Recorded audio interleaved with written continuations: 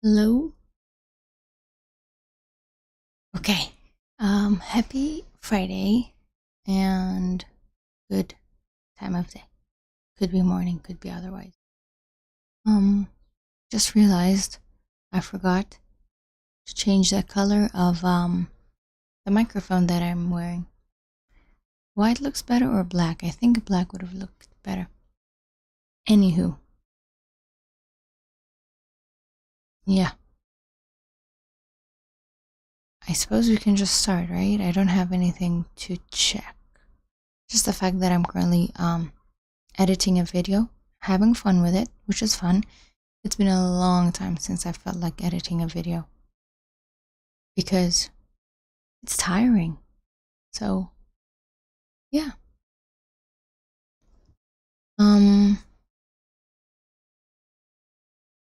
Yesterday, sorry. Yesterday I left off the HuggingFace part in the map method superpower side, and then the Carnegie Mellon University. Wow, this is really fun. I'm really interested in learning about this part. Carnegie Mellon University on attention. Morning. Good.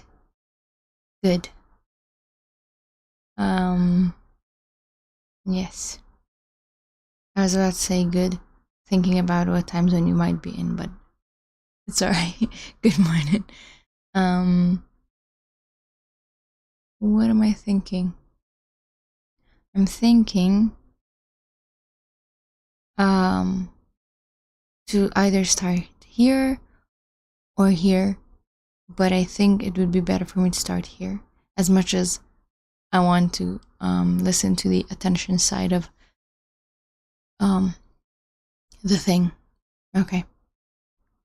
So, oh, I keep forgetting to add the soft murmur thing. Morning as well. Cool. A soft murmur. I had a mix. I don't know if my mix is... What? What is the mix? Why can't I hear anything? Ah, the mix is old. Okay.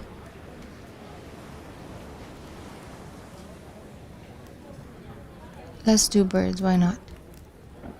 No wave today. Fire and birds shouldn't... How's the wind? I'm curious. Is it like a... Ah, it's like grass moving. I like it. Ooh, thunder is always fun. Okay, let's lower the volume. Sure. Okay. Yeah, I think the sound is nice. I like it. If it's too loud, let me know, so that it's not messing with the whatever video I'm playing. I think I messed something up. I was like, I'm going to prepare.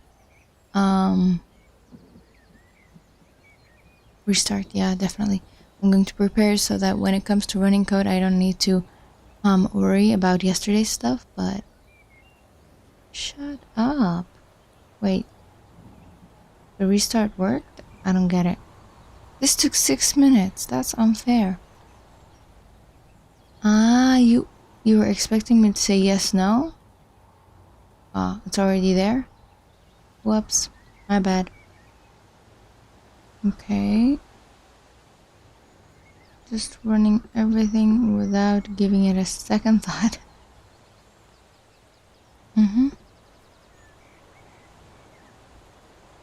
I had an issue with this line yesterday, and it was the reason why I didn't run the escape thing.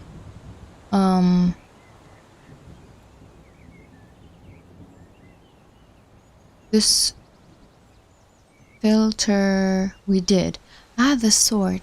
The sword was supposed to be just for funsies, but it caused me issues. I can try it again and then run this an escape from HTML. Okay, why not? Let's do that.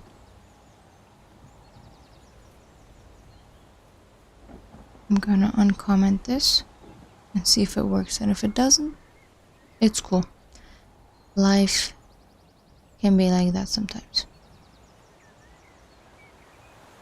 Alright, so while we do that, let's learn about the map method's superpowers. Okay, alright. So the dataset.map method takes a batched... Wait, it was yesterday I was trying to run something and it was telling me that CUDA is out of memory. And when the issue was supposed to be... I was supposed to do batching, but I hadn't.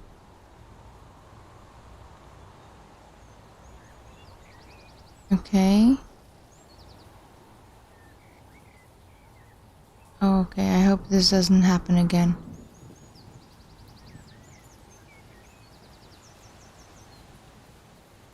Okay. Takes a batched argument. If set to true, causes it to send a batch of examples to the map function at once. The batch size is configurable, but we have a default set to 1,000. For instance, the previous map function that escaped all the HTML took a bit of time to run. You can read the time taken from the progress bar. Sure. We can speed this up by processing several elements at the same time using a list comprehension. That would be cool if we can speed it up. When you specify batched equals true, I thought if you don't specify batched equals true, it doesn't batch it, but apparently it does. The function receives a dictionary with the fields of the dataset, but each value is now a list of values, not just a single value. The return value of the dataset map should be the same, a dictionary with fields we want to update or add to our dataset, and a list of values. For example, here's another way to unescape all HTML characters but using batched equals true. Wait, they should be different speeds? Can I stop you? God, you're making me angry. Wait. Uh-oh. I deleted it, but it's still running. This is fun. So I can't run next line of code that I want to run. Probably need to restart. Yeah, okay, restart session. Who cares? Oh, I can interrupt? Let's do that then. Not interrupted, no. Sounds like batch defaults to fall. It does, but did you read the part where it says default is 1,000? Batch size is configurable, but defaults to 1,000. That's why I thought it's I need to run this again. That's why I thought it's always batched, no matter what you do. Oh no, I really don't need to do this wget because I already downloaded it. God's sake, I keep doing it. Sorry. Okay.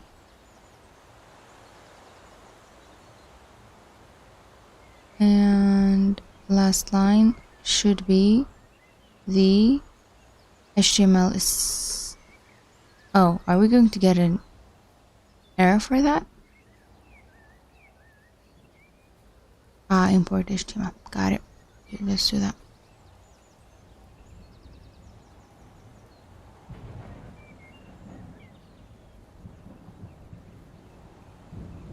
And then we're going to look at the time here versus batched equals to true.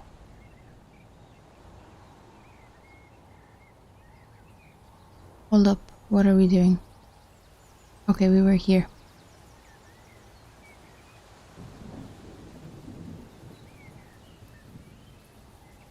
We're making a new one. Using... It's literally the same, just that name is different and batched equals to true is added. Batched is false, and I understand there's no batching and it's slow because it makes a separate function called for each element.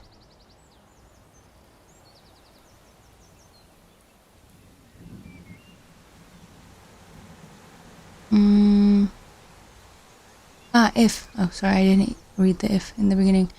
Let me... When we say batched is true,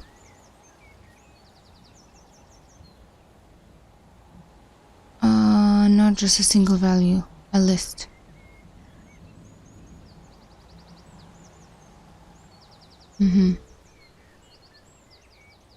Also has a for loop. The idea is that it treats it as a list instead of calling the function for each element when you say batch is true, and it starts with the 1000 default value, maybe, right? That's what it meant by the having 1000 default value when you set it to true, but you don't give it the how much. Okay, so let me see where we are. What are we waiting on? What are we waiting on? Completed? Doesn't seem that way. Oh, you. Okay. Alright, okay. So... if you're running this code in a notebook, you'll see that this command executes way faster than the previous one. I think so. As you are giving it a function or lambda, it is giving you a batch, not you giving it one.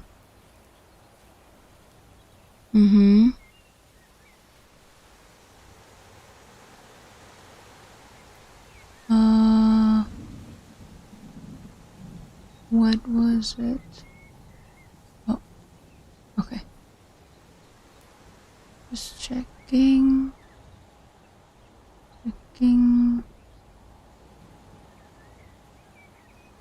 Oh, that ran.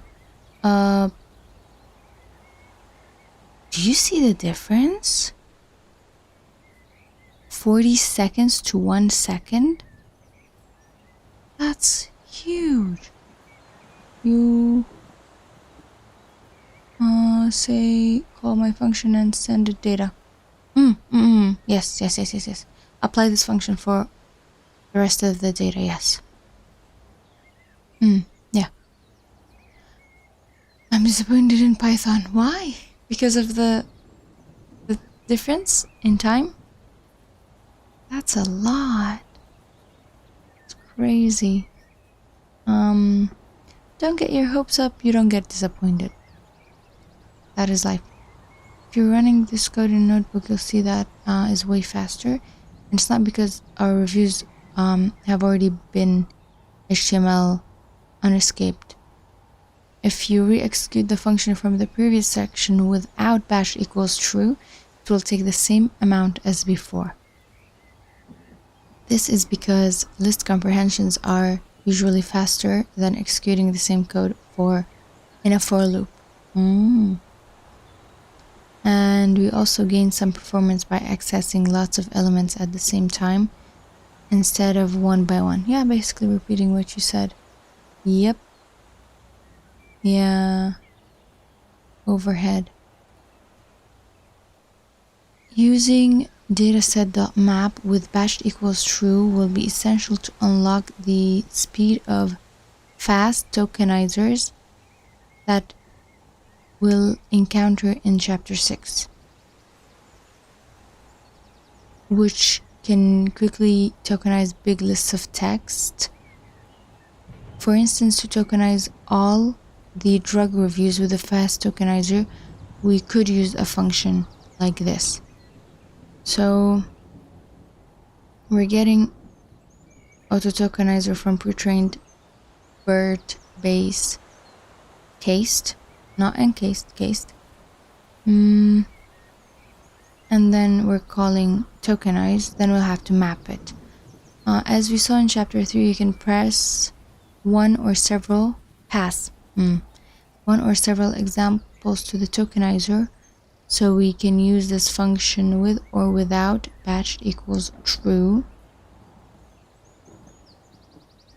We can do like here the tokenizer could take 1 or 2, that I remember. Okay. Let's take this opportunity to compare the performance of different options. In a notebook, you can time a one line instruction by adding this thing, percentage time before the line of code you wish to measure. You can also, I mean, notebook already does it, but I guess you might get more specified. Also, time a whole cell by putting this at the beginning. On the hardware we execute this on, it showed the number written after wall time. So should I try this?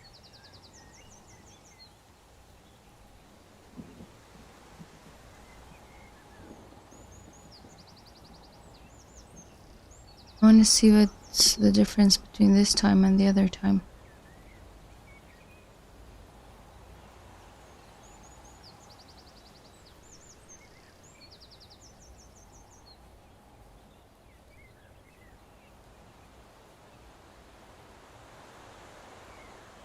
Double versus single. Would the time be different? Oh wait, what is happening? Looks weird. I do enter, because it's supposed to be for the whole cell, meaning there should be different lines of code.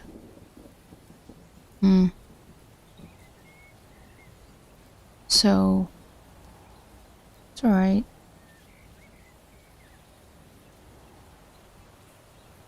Execute the same instructions without batch is true. I was like, should I not? I'm like, yeah, it will probably take time, let's not do that.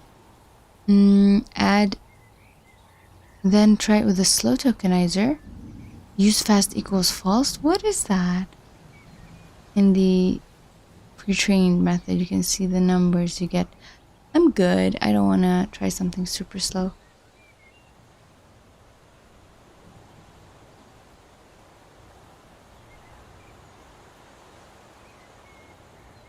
Here are results we obtained with and without batching.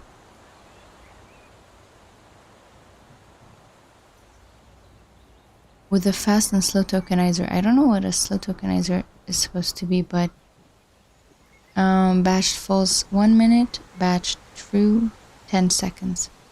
Whoa, that's crazy. But you can't always do batched because TPU is not happy about it. CPU time, wall time. 1 minute 56, and then 1 minute of system. 1 second. Yep. Okay. I think this is all CPU stuff. Maybe. Yeah.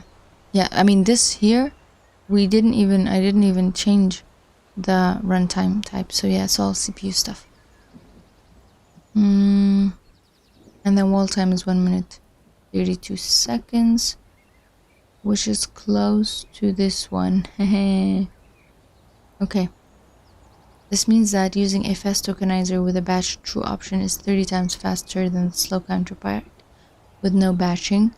This is truly amazing.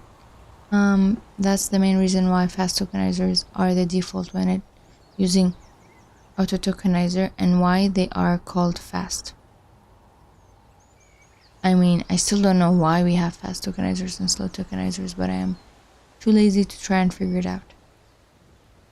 They're able to achieve such a speed up because behind the scenes the tokenization code is executed in Rust. Huh. Very interesting. Which is language that makes it easy to parallelize code execution. Very interesting. I mean, this is like all Python code. Maybe, yeah, some native code, but nothing that would hit CUDA, like for GPU or whatever is used for TPU. Yep, they are doing native to be faster, which is pretty cool. Pretty cool. So, parallelization is also the reason for nearly 6 times speed up the fast tokenizer achieves while batching. See, now makes sense to say fast tokenizer does Rust, slow does not. You can't. Oh, it's parallelization. Anyway, you can't parallelize a single tokenization operation, but you lots of text at the same time. You can just split the execution across several processes, each responsible for its own texts. Dataset.map also has some parallelization capabilities of its own, since they're not backed by Rust. They won't let a slow tokenizer catch up with a fast one. So map doesn't use Rust, okay? But they can still be helpful, especially if you're using a tokenizer that doesn't have a fast version. To enable multiprocessing, use a number of processes or procedures, I'm not sure. Argument app processes, okay, and specify the number of processes to use in your call to dataset.map. Yes, okay. I don't want to try this, but I guess I should. No, you know what, I'm not gonna, because I don't want to run code for 5 minutes. Yesterday I was watching some tutorial, and the person doing the tutorial was like, I'm going to do a cooking show version of the code, because if I run it, it will take hours. So I'm just going to say, put this in the oven and then bring out something that I already cooked. And I was like, that's a good analogy. You can experiment a little with timing to determine the optimal number of processes to use. In our case, 8 seems to produce the best speed gain. Here are numbers we got without multiprocessing. Batch true with number of processes from 10 to like under 7. And then, wow, would you look at that? Just the slow tokenizer, it's crazy. Should we try it for funsies? I didn't want to try that slow tokenizer because that's annoying. Oh, what did I do? Sorry. I thought that was duplicate. Isn't there a duplicate button? I'm sure there is. I guess there isn't. What? Oh well. But with the slow tokenizer, from like 4 minutes to 40 seconds. Like, that's crazy. Let's do num proc. Apparently 8 is a pretty good number. So let's see, from 1 minute to, I'm scared it won't make a difference, but let's see. whatever the core count, maybe 2x that collab gives. I don't know.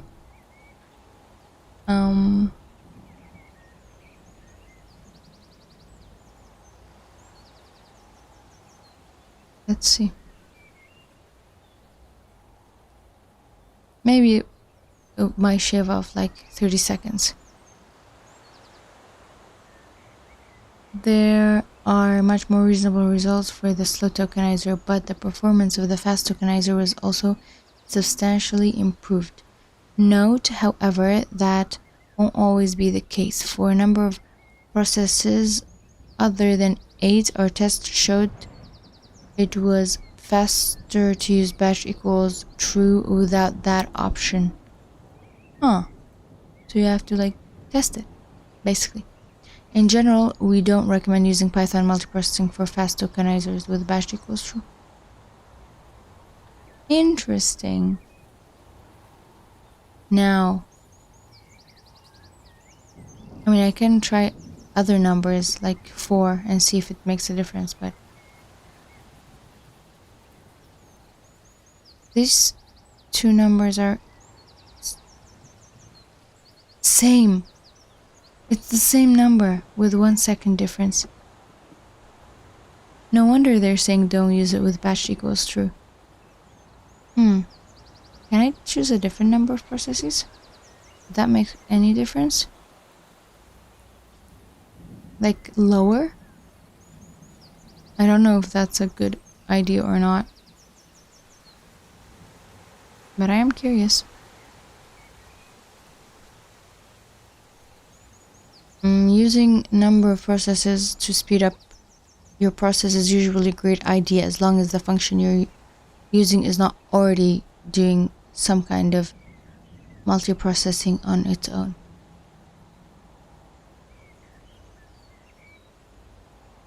Alright.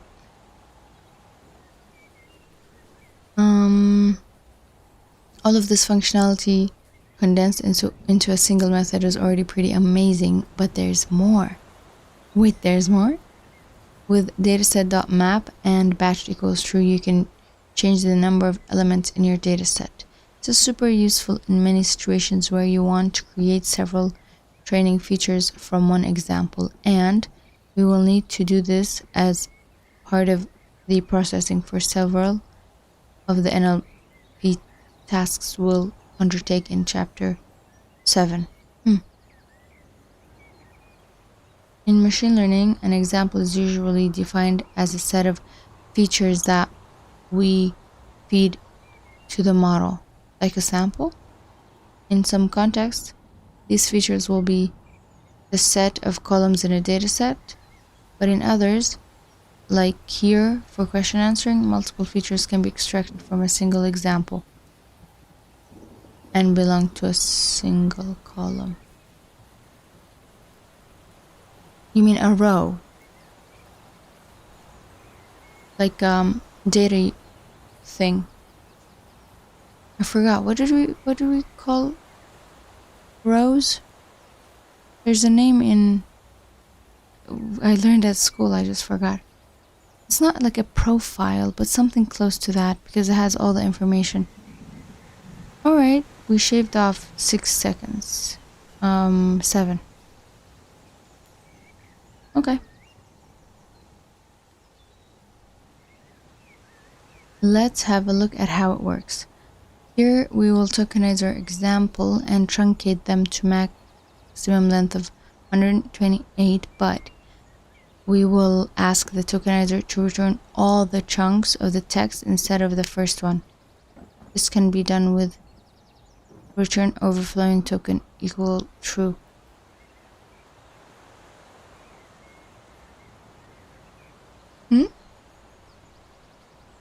Record what? Oh, record! Oh my god, you're right. You're right. Yep. That's what I was looking for. The word is record. Whoa, why did I forget? That's odd. So we will tokenize our examples and truncate them. Example Oh, the review. We truncate them to max length, but return overflowing tokens. I forgot we were working with drug. The drug data set. We're not splitting anything, are we? Are we splitting them? Is that what the return? We will ask to return all the chunks. Ah, we're not just truncating them. We are cutting them into chunks of 128. Do they become features? Let's test this on one example before using map. Alright. Good idea.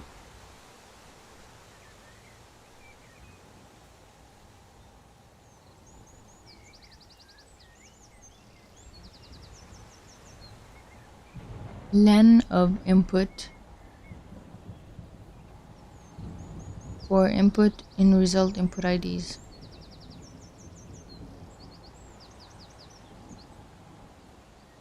Don't show me just length, show me the whole thing.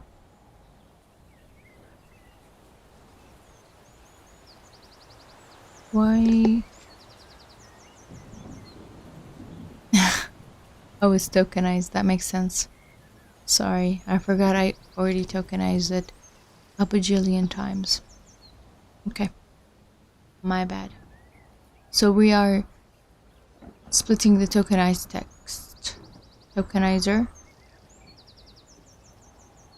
truncate, max length, but do allow overflow. Now I understand what we're doing, sort of. So for our first example in the training set became 2 features because it was tokenized to more than the maximum number of tokens we specified. So the 49 is the overflow, first one and second one. Now let's do it for everyone else. Let's map and we have a tokenized function, but it just does the tokenization. Now we are truncating to a max length with overflow. What? That error is supposed to happen? Yes. I love when errors happen. What did I miss? Nothing serious. Don't worry. I can do a recap. We're working with a map, and one of the superpowers we learned about is when you say batched equals true, and we learned that there are things called fast tokenizers where the code is written in Rust, and slow tokenizers the code is written normally, and when you say batch true it should make it faster. So the fast tokenizer, when batched is true, takes 10 seconds, but if it's false it might take a minute on their computer. And look at the slow tokenizer, like this has like a 20-second difference. And there's another thing, number of processes, something you can give it,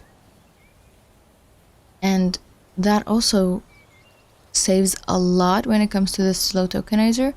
May not be the same case for the fast tokenizer, but it's still worth a shot when trying. Cool. That was a really fast recap. And now we are looking at tokenizing, saying truncate it to a max length we give you, but keep the rest. And that's return overflow tokens equals true. So yeah, we tried it on one, the reviews of the drug in the dataset. Yeah, it's pretty cool. But like we tried it once, it worked fine. It was 128 plus 49 when it split it. Now when we are trying it on the whole dataset, we're getting an error because we have extra columns, I think. So let's try to fix that. That didn't work. Why not? Looking at the error message will give us a clue. The error message is the same. We're saying column 8 named input IDs expected length of 1,000 but got length of... Is that the same error? Yep. Wait. Why is mine different? Like it's the length expected this length but it got this length. Anyway, I guess same idea. Let's see. There's a mismatch in the length of one of the columns. One being length of I think the length 1000 is the one that we gave it, right? We fixed it. Let's see. If we look at the dataset map documentation, you may recall number of samples passed to the function that we're mapping. It's number of samples passed to the function that we're mapping. Here, those 1,000 examples gave 1,463 new features. Oh, meaning we have no columns, resulting in shape error. Fair. Problem is that we're trying to mix two different sets of different sizes. The drug dataset column will have a certain number of examples, but the tokenized one have more because we added new features. It's like review part 1, review part 2, review part 3, which makes a lot of sense. It's more than 1,000 because we're tokenizing long reviews into more than one example by using that return overflow equals true part. That doesn't work for a dataset, so we need to either remove the columns from the old dataset or make them same size as they are in the new dataset.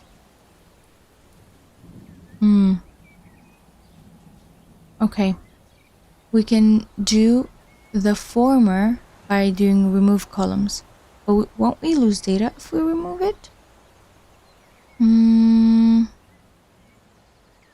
What are we doing? We're saying remove columns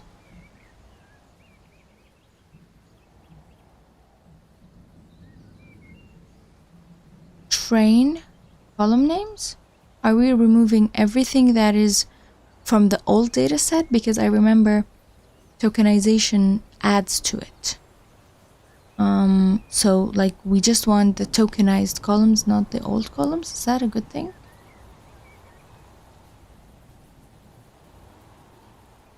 Let's try again.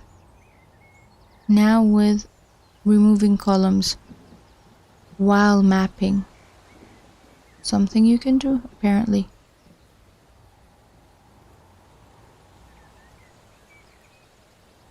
Okay.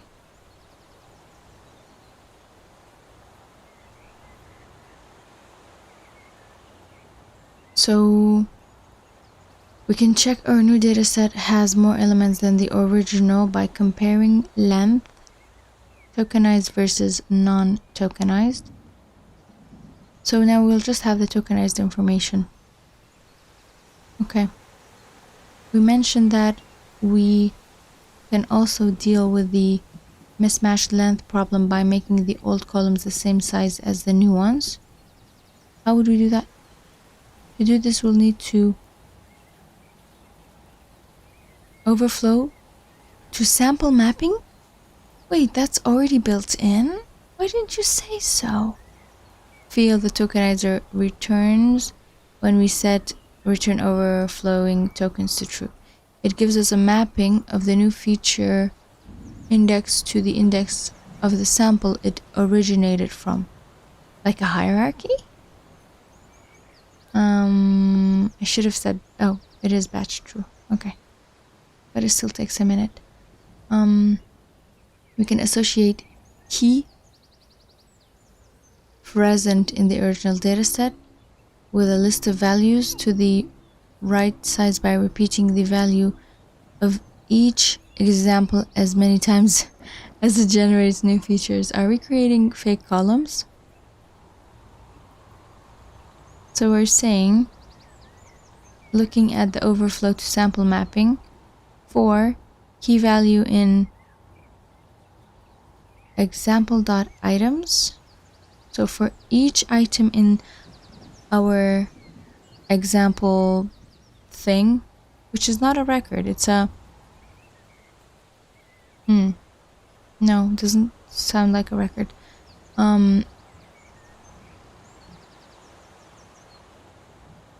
For that field,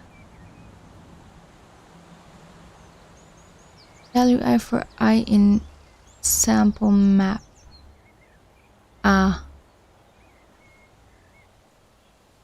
Extract mapping between new and old indices. How would that work? Okay, you did alright. Let's look at the difference in length. Would it be the same? It has to be the same as the tutorial. Yeah, 1038. 138. Anyway, not good at reading numbers. Don't know why. So we can see it works without removing alt columns. Alright, I guess that's a good thing. Do we want to remove alt columns, or do we not want to remove alt columns?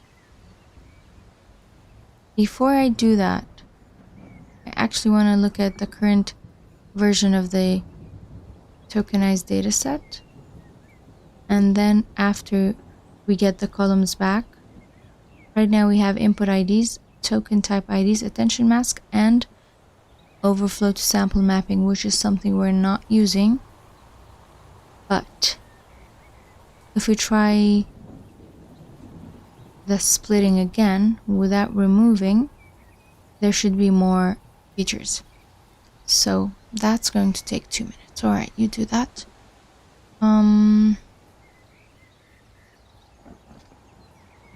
We get the same number of training features as before, but here we've kept all the old fields.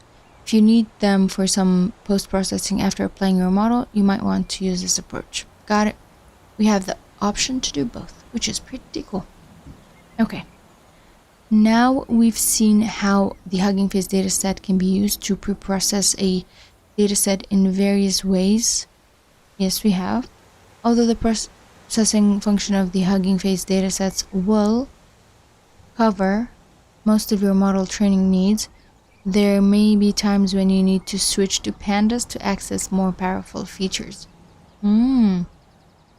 Like data frames, group by, or high-level API visualization. Fortunately, HuggingFace dataset is designed to be interoperable with libraries such as pandas, NumPy, PyTorch, TensorFlow, and JAX. Let's take a look at how that works. You know what? It's pretty cool that they are saying we don't have everything and there are more powerful things out there. Like, not everybody does that. So this is running. We can watch this video in the meantime.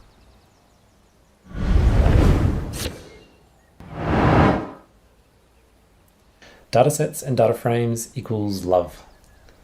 Although the processing functions of the datasets library will cover most of the cases needed to train a model, there are times when you'll need to switch to a library like Pandas to access more powerful features or high-level APIs for visualization. Fortunately, the datasets library is designed to be interoperable with libraries like Pandas, as well as NumPy, PyTorch, TensorFlow, and JAX. In this video, we'll take a look at how we can quickly switch our data to Pandas data frames and back. As an example, let's suppose we're analyzing Supreme Court cases from Switzerland. As usual, we download our dataset from the hub using the load dataset function. And you can see that the first element of the training set is an ordinary Python dictionary with various...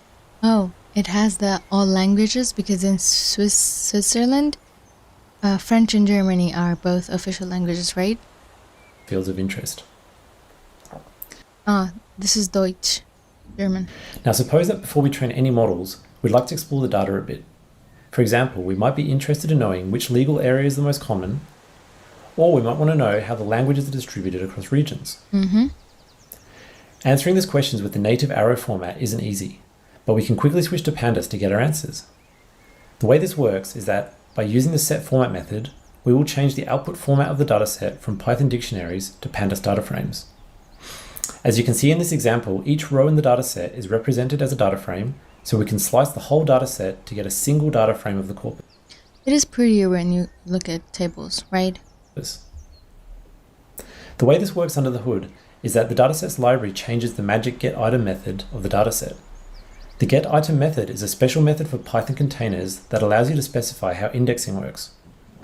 In this case, the getItem method of the raw dataset starts off by returning a Python dictionary, and then after applying setFormat, we change getItem to return data frames instead. The datasets library also provides a toPandas method if you want to do the format conversion and slicing of the dataset in one go. And once you have a data frame, you can find the answers to all sorts of complex questions. Italian, German, Italian, French. Or make plots with your favorite visualization library. The only thing to remember is that once you are done with your pandas analysis, you should reset the output format back to arrow tables. If you don't, you can run into problems if you try to tokenize your text because it is no longer represented as strings in a dictionary. By resetting the output format, we get back arrow tables and we can tokenize without problem. Very interesting. I like pandas. I mean the animal. Also pandas, the library. I've barely used it, but because it makes things into tables, there's a reason to love it as someone who learned SQL like before I could talk. I'm kidding. I learned it as the first working with data language. To enable the conversion between various third-party libraries, Datasets provides a dataset setFormat function. This function only changes the output format of the dataset. So you can easily switch to another format without affecting the underlying data format. So you can basically go back. Which is Apache Arrow. Cool. I like the name. The formatting is done in place to demonstrate. Let's convert our dataset to pandas. Just like that. Convert. Oh, hey. Alright, before we do that, let's look. We had input IDs, token type, attention mask, and the overflow. Now we have a bunch more. Basically, all of this is added back. And the overflow is not even there. Because we did something with it. The number of rows, I see. Same. Fair.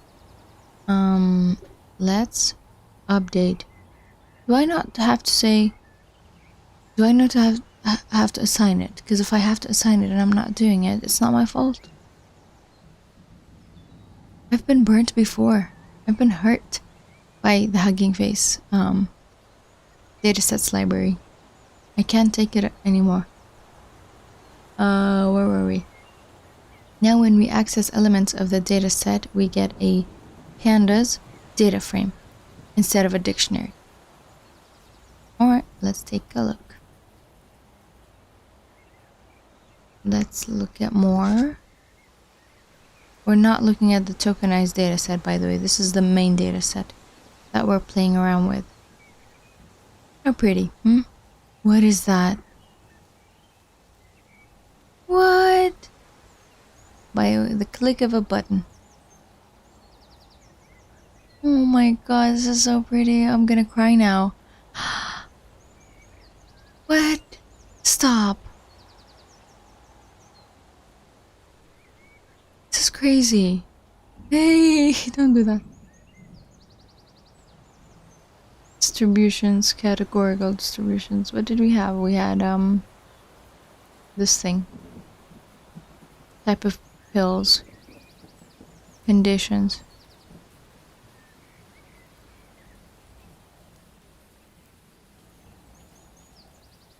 The patient ID makes no sense, but the rating, look, 2, 5, 8, or 9.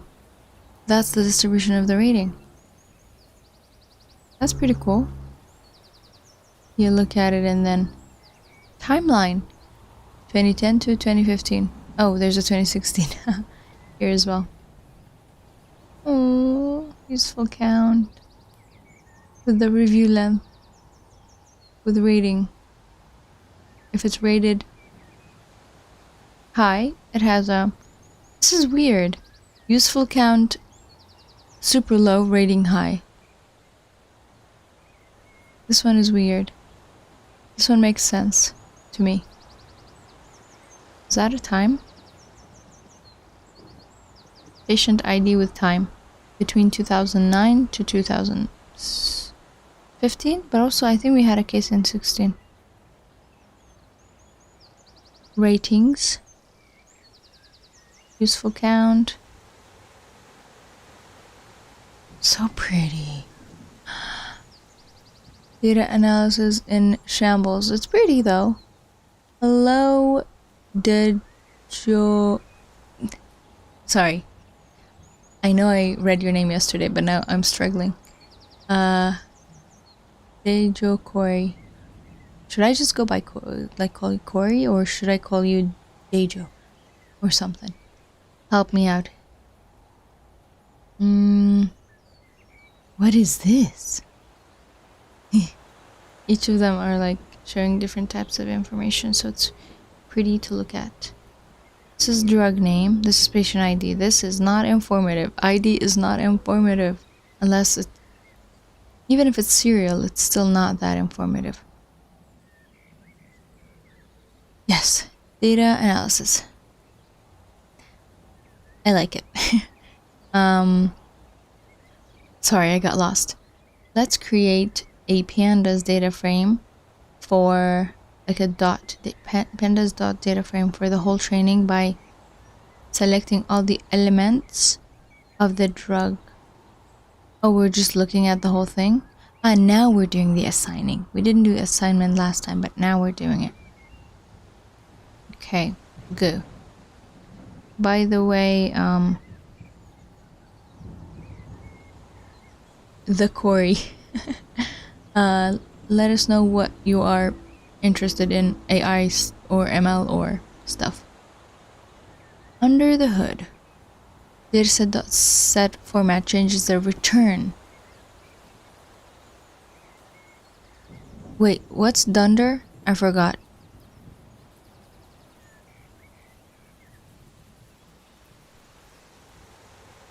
Dunder method. Is that a thing? Magic method. Oh, the thing that the main?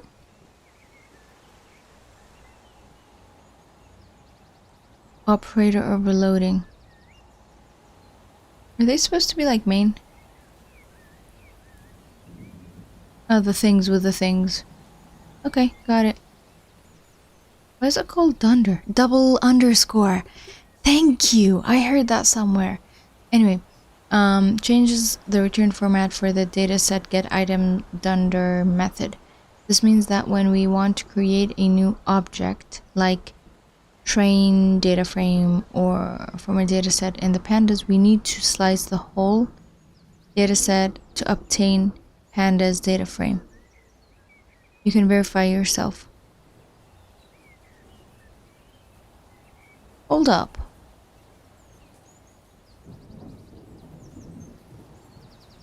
What do you mean we need to slice it? Oh, as in our data set is in two parts, train and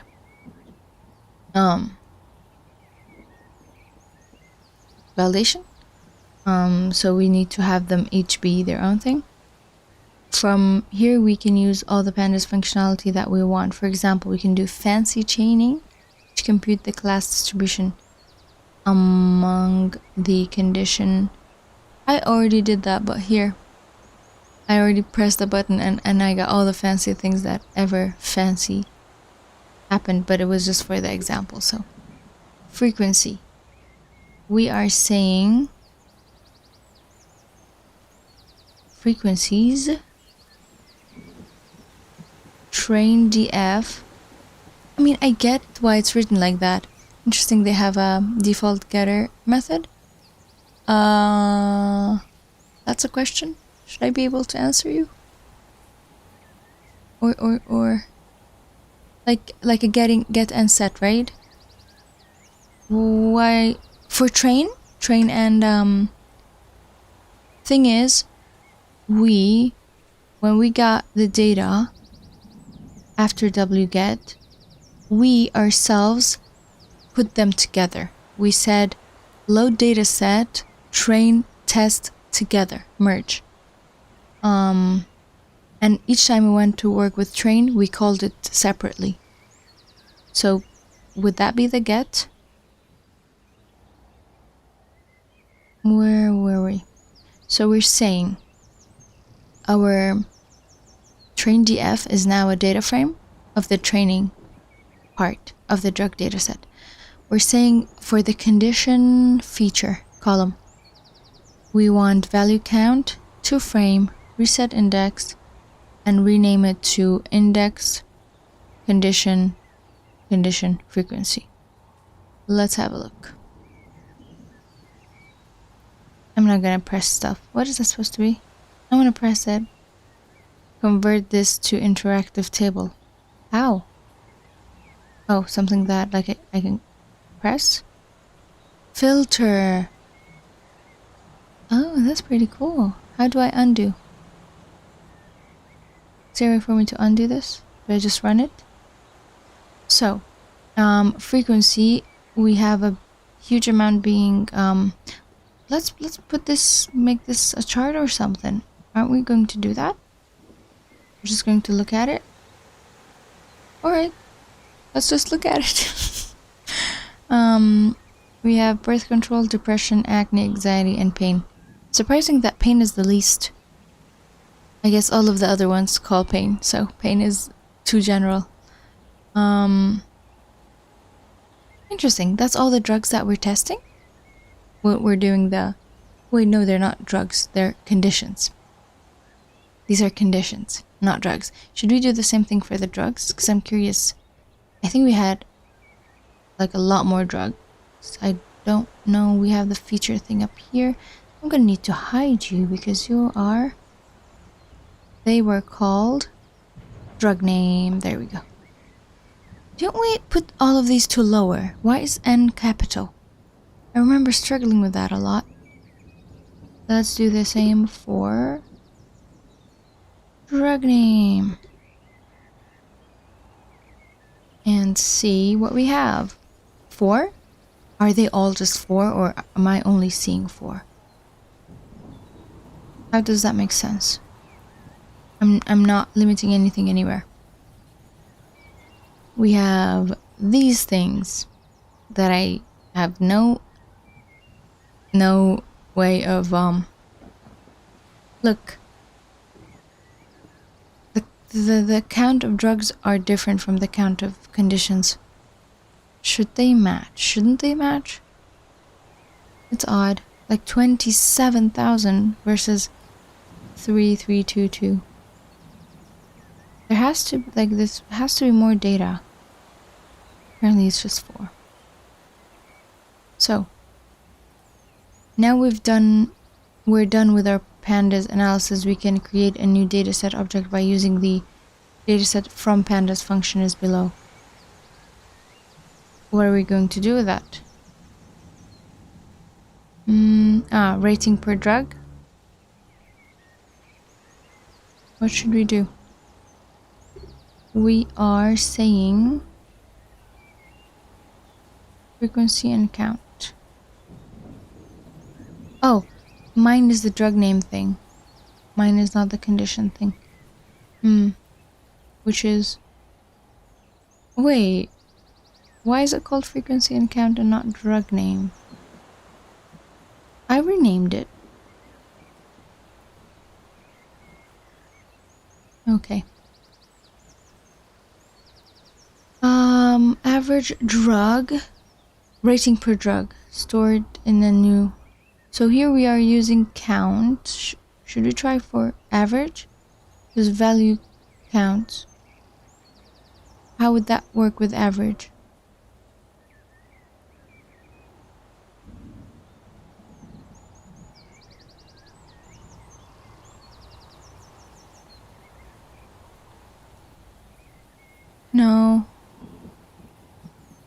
don't want to ruin my train of thought. This wraps up our tour of various preprocessing techniques available in the HuggingFace datasets. To round out this section, let's create a validation set to prepare the dataset for training a classifier on. Before doing so, we'll reset the output format to go back to arrows. So let's do that. Before I run that part, I wanna like run this and see what happens. Oh, nothing. It's the same. I thought it'd be different, because I thought pandas would have it look different. I guess not. Okay. So, we are here creating a validation set. How long do you think that would be/take me? Not long, but also pretty long. I don't know. Like, I'm really interested in going to the attention part of this lecture, because we're talking about attention. Right? So, I'm gonna have this part be for tomorrow. Okay? Don't get mad at me. Or get mad at me. I can't see it. Or you can message me saying that you're mad at me. All of this is possible and doable.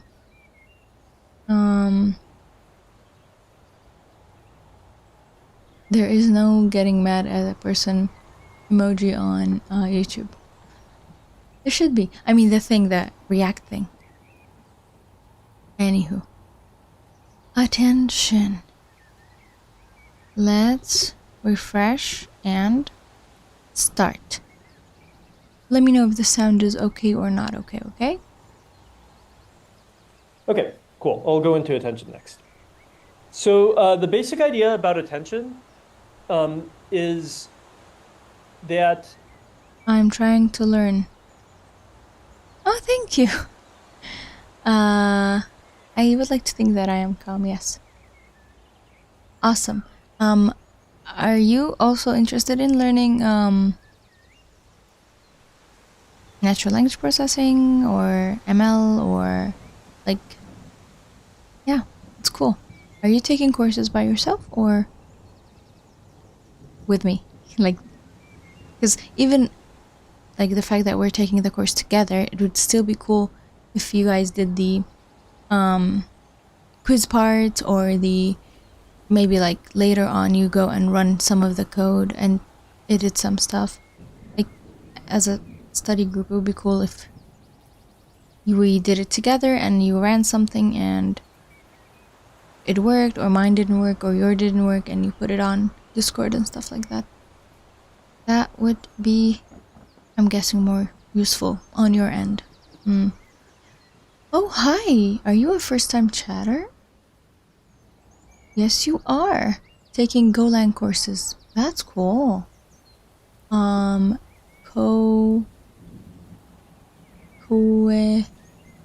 brain wants to read your name as Kawaii. I don't know why.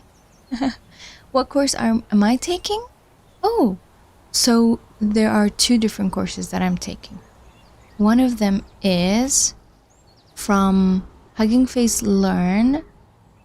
There are multiple courses, NLP and others. I am 100% sending you the link.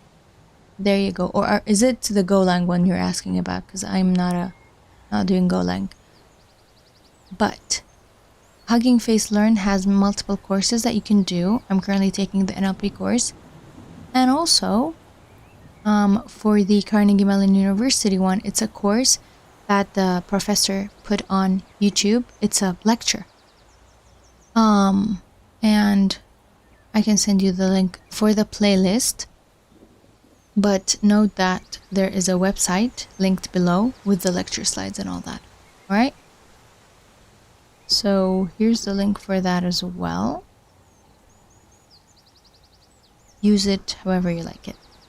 And today's lecture is lecture 4 about sequence modeling. I watched the other parts a few days ago, yesterday and the day before that. So most of the time I do half HuggingFace and half Carnegie Mellon University. Because I think there's some sort of shift that I like when I'm going from reading and running to watching a lecture. I don't know why I like it. I hope you guys also like it. Because, I mean, if you don't, it's alright. It happens. Oh, of course! Do let me know if you need anything else. Honestly. I mean it. Don't think I can always be helpful, but if I can be, I'd like to be. So. Okay, cool. I'll go into attention next. Mm-hmm. So the basic idea about attention is that we encode each token in the... You took a data science course a long time ago using Python, etc., but I ended up not using it on the job. Still good to know.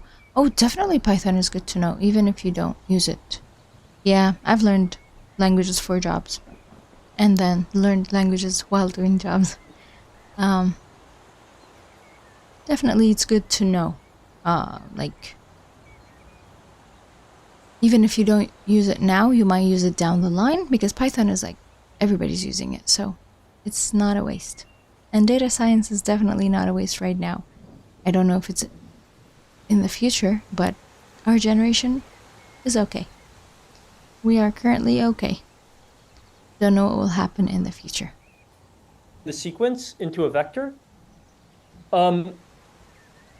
So we have an input sequence that we'd like to encode over, and we perform a linear combination of the vectors weighted by attention weights.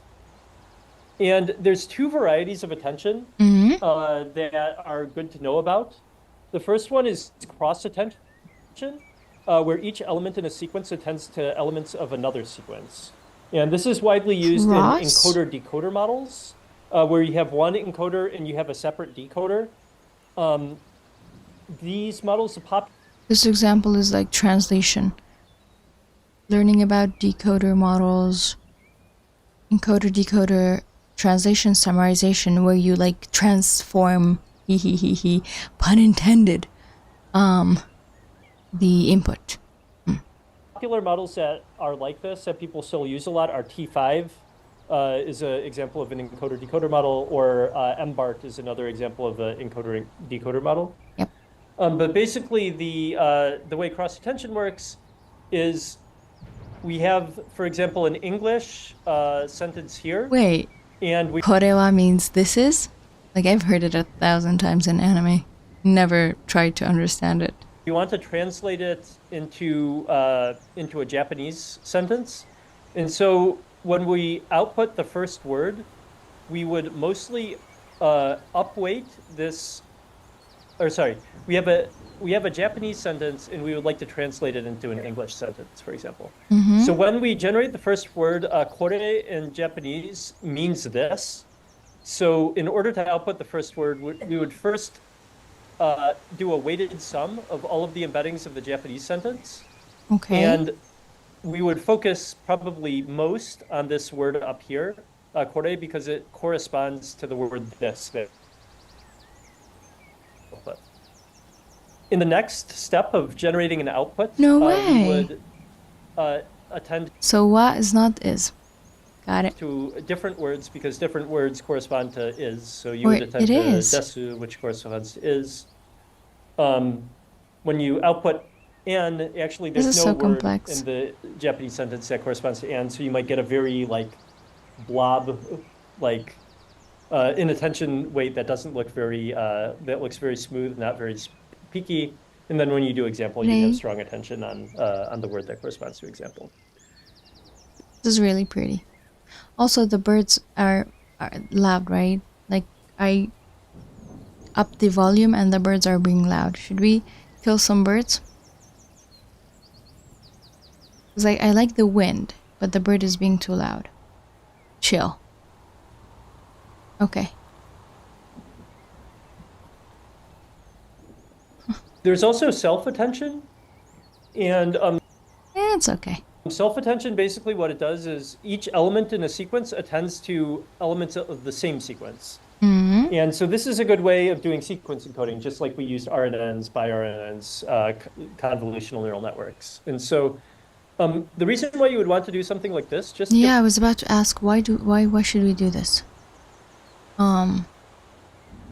Understanding NLU? an example. Let's say we wanted to run this. We wanted to encode the English sentence before doing something like translation into Japanese. Mm-hmm. And if we did that, this, maybe we don't need to attend to a whole lot of other things because it's kind of clear what this means. But is the way you would translate it would be rather heavily dependent on what the other words in the sentence. So you might want to attend to all the other words in the sentence, say, oh, this is co-occurring with this and example. And so if that's the case, then, well, we would need to translate it in this way, or we need to handle it in this way. And that's exactly the same for, any other sort of disambiguation style task. So yeah, we do something similar like this. So basically cross-attention is attending to a different sequence, self-attention is attending to the same sequence. But, like, it doesn't make sense to me why this would look like this if we are doing self-attention. Like, why, like, I don't know, like, this, I don't know. This doesn't make sense to me. So how do we do this mechanistically in the first place? So like, let's say we're translating from Japanese to English. We would have, and we're doing it with an encoder-decoder model, where we have already encoded the input sequence, and now we're generating the output sequence with for example, a recurrent neural network. And so if that's the case, we have I hate like this, and we want to predict the next word. So what we would do is we would take the current state here, and we use something called a query vector. And the query vector is essentially the vector that we want to use to decide. For a moment there, I thought you were going to go out your windows and tell the birds to keep it down. Ha ha ha ha. I tricked you. I was planning to get my the thing that you kill birds with. I forget what it's called in English. The thing with the sticks and the things. Is the wind being too loud? Should I kill the wind as well? Might be a bit too loud. But the thunder I like. By the way, you can just do this. But yeah. I will send you the link to this app because it's one of my favorite background sound, that is chill app. So yeah. Thank you, Silent Michael. I appreciate you being here silently. The other day I was watching a video, and then there were bird chirps, and the person was like, oh, I'm gonna have to be that person to tell the birds to go away, so she shoot them. And then in the comments everybody was like, I like the sound of the birds, why did you shoot the birds? So yeah, yes, yep. By the way, I can't hear them, but the other day there were actual, yep, I hear actual birds outside, but fake birds are easier to control, What to attend to. We then have... I think the mic might pick it up, or it might not because of noise cancelling, so there are actual birds outside as well. Okay. Key vectors, and the key vectors are the vectors that we would like to use to decide which ones we should be attending to.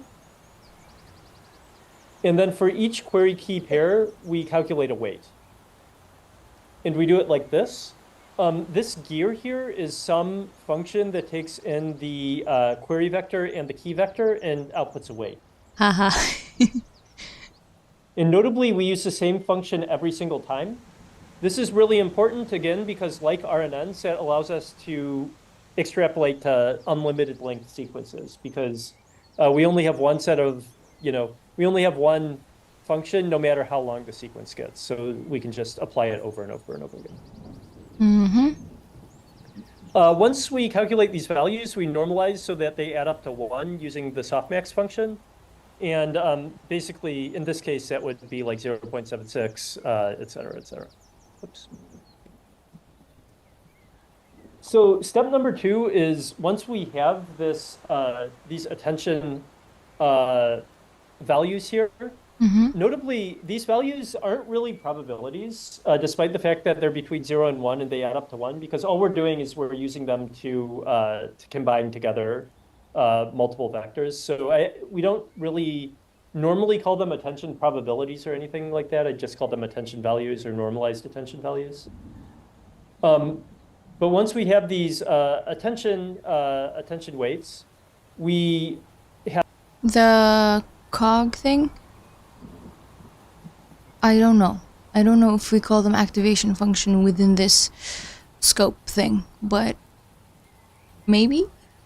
I really can't say. have value vectors. And these value vectors are the vectors that we would actually like to combine together to get the encoding here. And so we take these vectors, we do a weighted sum of the vectors and get a final sum here. And we can take this sum and use it in any part of the model that we would like. Really? And so attention is very broad. It can be used in any way. Now, the most common way to use it is just have lots of self-attention layers, like in something in a transformer. But you can also use it in a decoder or other things like that as well. Wow. This is an actual graphical example from the original attention paper. I'm going to give some other examples This is pretty. from transformers in the next class. But basically, you can see that the The whiter, the more, it's like European one is the whitest. attention weights for this English to French, I think it's English to French translation task, basically overlap with what you would expect if you can read English and French. It's kind of the words that are semantically similar to each other. It even 1992 is pretty white as well, but the end token is like, I'm not sure. Or even the dot. The dot is pretty gray, learns to do this reordering in an appropriate way here. And all of this is completely unsupervised. So you never actually give the model information about what it should be attending to. It's all learned through gradient descent. And the model learns to do this by making the embeddings of the key and query vectors closer together. Oh. Cool. Cool. Any questions?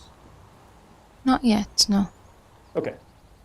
So next, I'd like to go a little bit into how we actually calculate the attention square function. So that's the little gear that I had on my my slide before. So here, Q is the query and K is the key.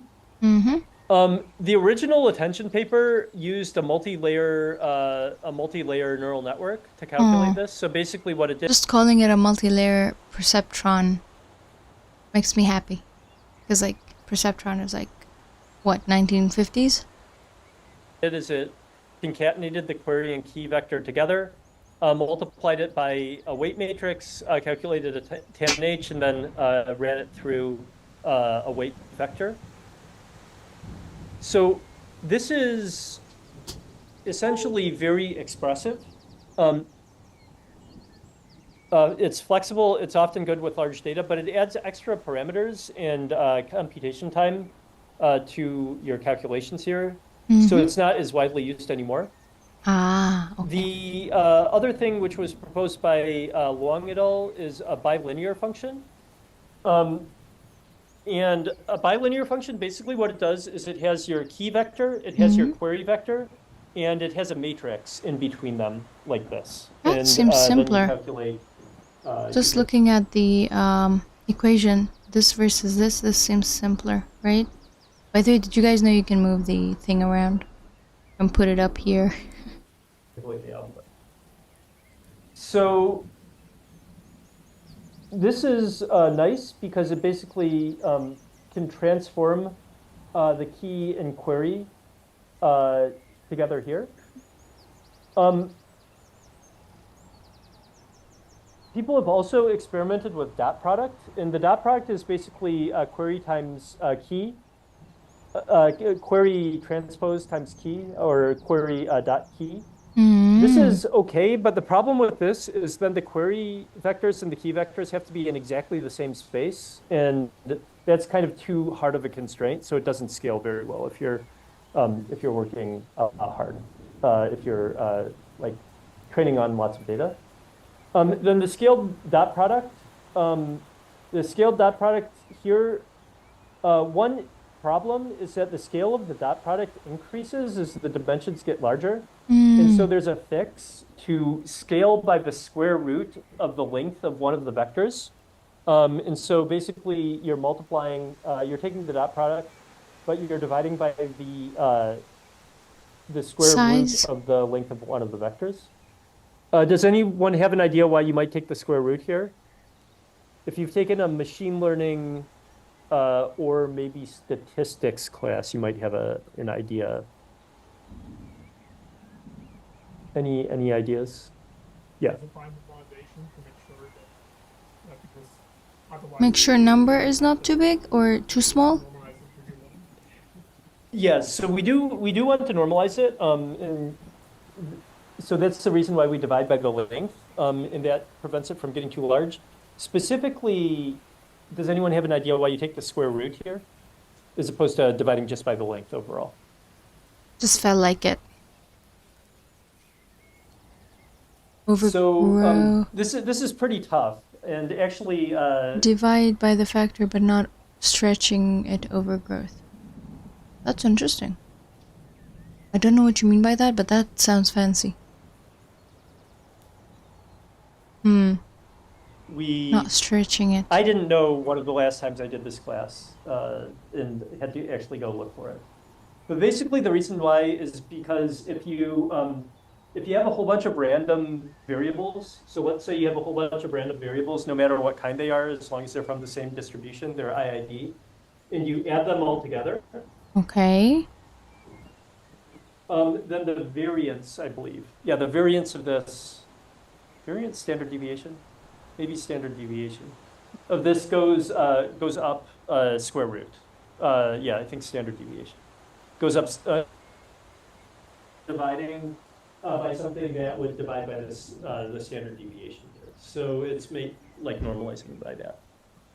So that's actually, I don't think explicitly explained in the Attention is All You Need paper, the Vaswani paper where they introduce this, but that's the basic idea. In terms of what people use most that didn't really explain it to me, but cool. Widely nowadays, they are basically doing this.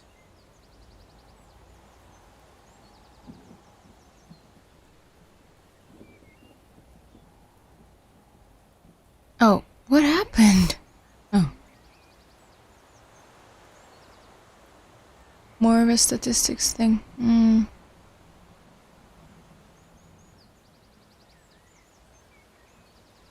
He's typing by the writing.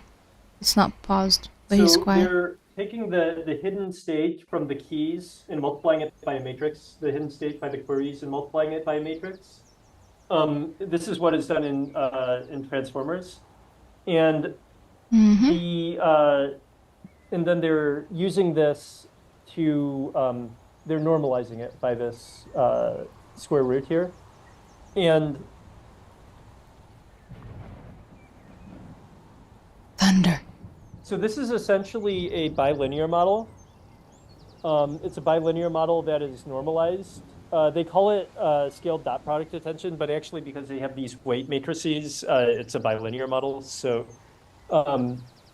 that's the most standard thing to be used nowadays. Okay. Cool. Any questions about this part? Not really, no.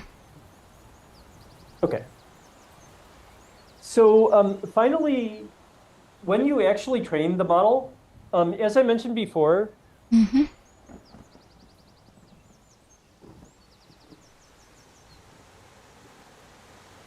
right at the very beginning,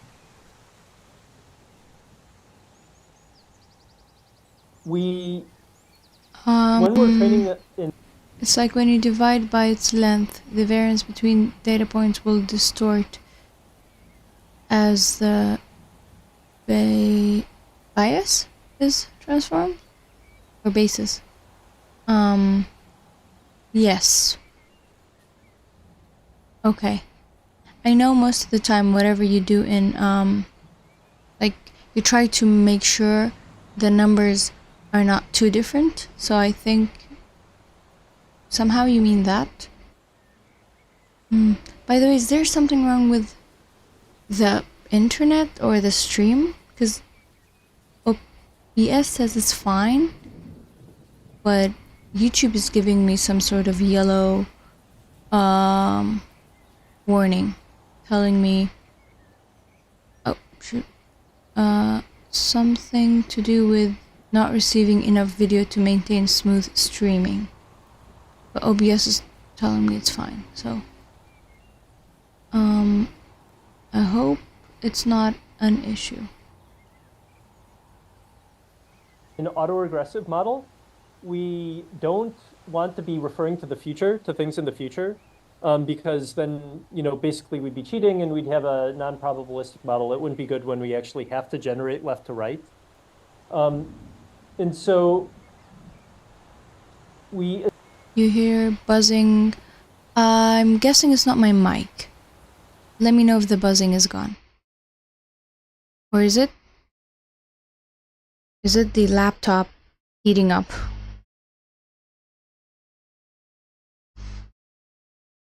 Whoa, it's being loud. What? Can't tell. Actually, it might be the laptop. What happened?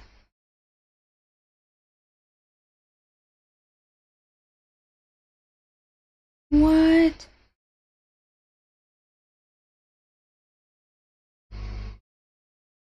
It's like every time I speak. So yeah, it's the mic. It's definitely the mic.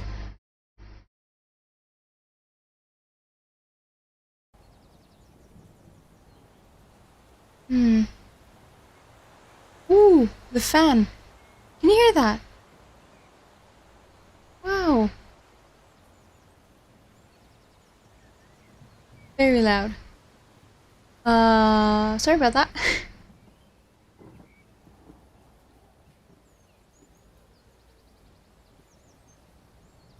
essentially want to prevent ourselves from using information from the future. And in an unconditioned model, we want to prevent ourselves from using any information in the future here. In a conditioned model, we're okay with doing kind of bidirectional conditioning here to calculate the representations, but we're not okay with doing it on the target side. So basically what we do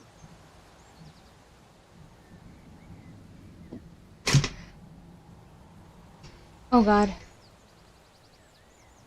Okay. Things are not good right now. Okay. They're better? Okay, they're better. Ooh. Basically what we do is we create a mask that prevents us from attending to any of the information in the future when we're when we're calculating the representations of the current thing, word. And technically how we do this is we have the attention values, like 2.1, attention 0.3, and attention 0.5 or something like that. These are eventually going to be fed through the softmax to calculate the attention values that we use to do the weighting. So what we do is any ones we don't want to attend to, we just add negative infinity, or add a very large negative number. So we cross that out and set this to negative infinity. And so then when we take the softmax, basically the value goes to 0 and we don't attend to it. So this is called the attention mask, and you'll see it when you have to implement attention. Cool. Any questions about this? Okay, great.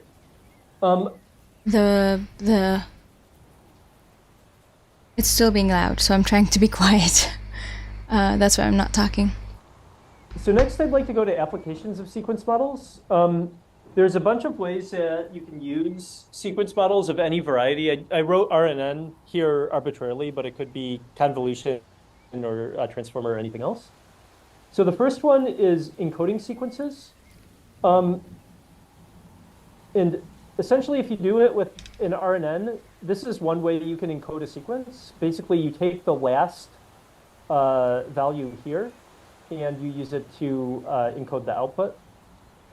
This can be used for any sort of like binary. If I have something to say, I will talk, but I'm just trying to make sure you guys hear the professor. Thank you. You're being kind. Multi-class prediction problem. It's also, right now, used very widely in sentence representations for retrieval. So, for example, you build a big retrieval index with these vectors, and then you do a vector you also encode a query and you do a vector nearest neighbor search to look up the most similar sentence here. So this is, these are two applications where you use something like this. Right on this slide, I wrote that you use the last vector here, but actually a lot of the time it's also a good idea to just take the mean of the vectors or take the max of all of the vectors. In fact, I would almost say that that's usually a better choice if you're doing any sort of thing where you need a single vector, unless your model has been specifically trained to have good like output vectors. Does it make any difference that I try to put the mic away from the laptop? You let me know. I mean, there's still background noise, but if there's a somewhat difference, I hope that happened. From the final vector here. So you could also just take the mean of all of the purple ones. Another thing you can do is encode tokens for sequence labeling. Great! Awesome. This can also be used for language modeling. Thanks for telling me. I really do want to make sure that the stream is okay. And if there's an issue that I can fix, then I will try. Thank you. So I mean, it can be used for language modeling. Basically, you can view this as first running a long sequence encoding, and then after that, making all of the predictions. It's also a good thing to know computationally because often you can do sequence. Yeah, I'll try to fix the noise suppression. I can use a different one, but I think it will do, I don't know.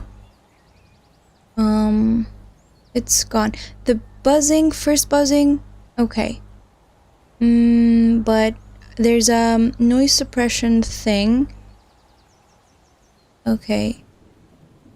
I just applied it. Does it make any difference? Because I know there are still noises when I'm speaking and the suppression can't take everything, but I just updated the noise suppression filter. I don't know if... Yeah, okay. I keep talking so that you guys might be able to tell the difference. Did I lose my focus like 5 minutes ago? Yes. Will I continue the lecture? Also, yes. It's encoding kind of all in parallel. And yeah, actually, I said I was going to mention that, but I don't think I actually have a slide about it. But one important thing about RNNs compared to convolution or transformers, convolution or attention, is RNNs, in order to calculate this RNN, you need to wait for this RNN to finish. So it's sequential. And you need to go like here, and then here, and then here, and then here, and then here. And that's a pretty big bottleneck because things like GPUs or TPUs, they're actually really good at doing a bunch of things at once. And so attention... we should make it so that we can do parallelization. Parallelization, yes. Even though its asymptotic complexity is worse, O of n squared, just because you don't have that bottleneck of doing things sequentially, it can be way, way faster on a GPU because you're not wasting your time waiting for the previous thing to be calculated. So that's actually why transformers are so fast. Transformers and attention models are so fast. another thing to note, so that's one of the big reasons why attention models are so popular nowadays, because they're fast to calculate on modern hardware. Another reason why attention models are popular nowadays, does anyone have an idea? Can I say it's because they sound cool? Attention models, that's why they're popular. I'm kidding. About another reason. It's based on how easy they are to learn, and there's a reason why, and that reason why has to do with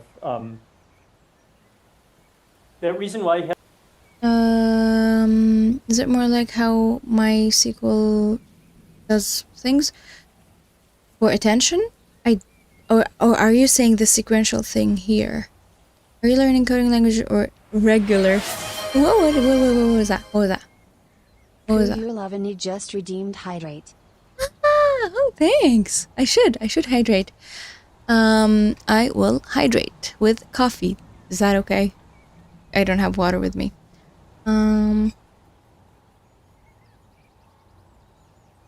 Hydration happened. Yeah, sequence thing. Alright.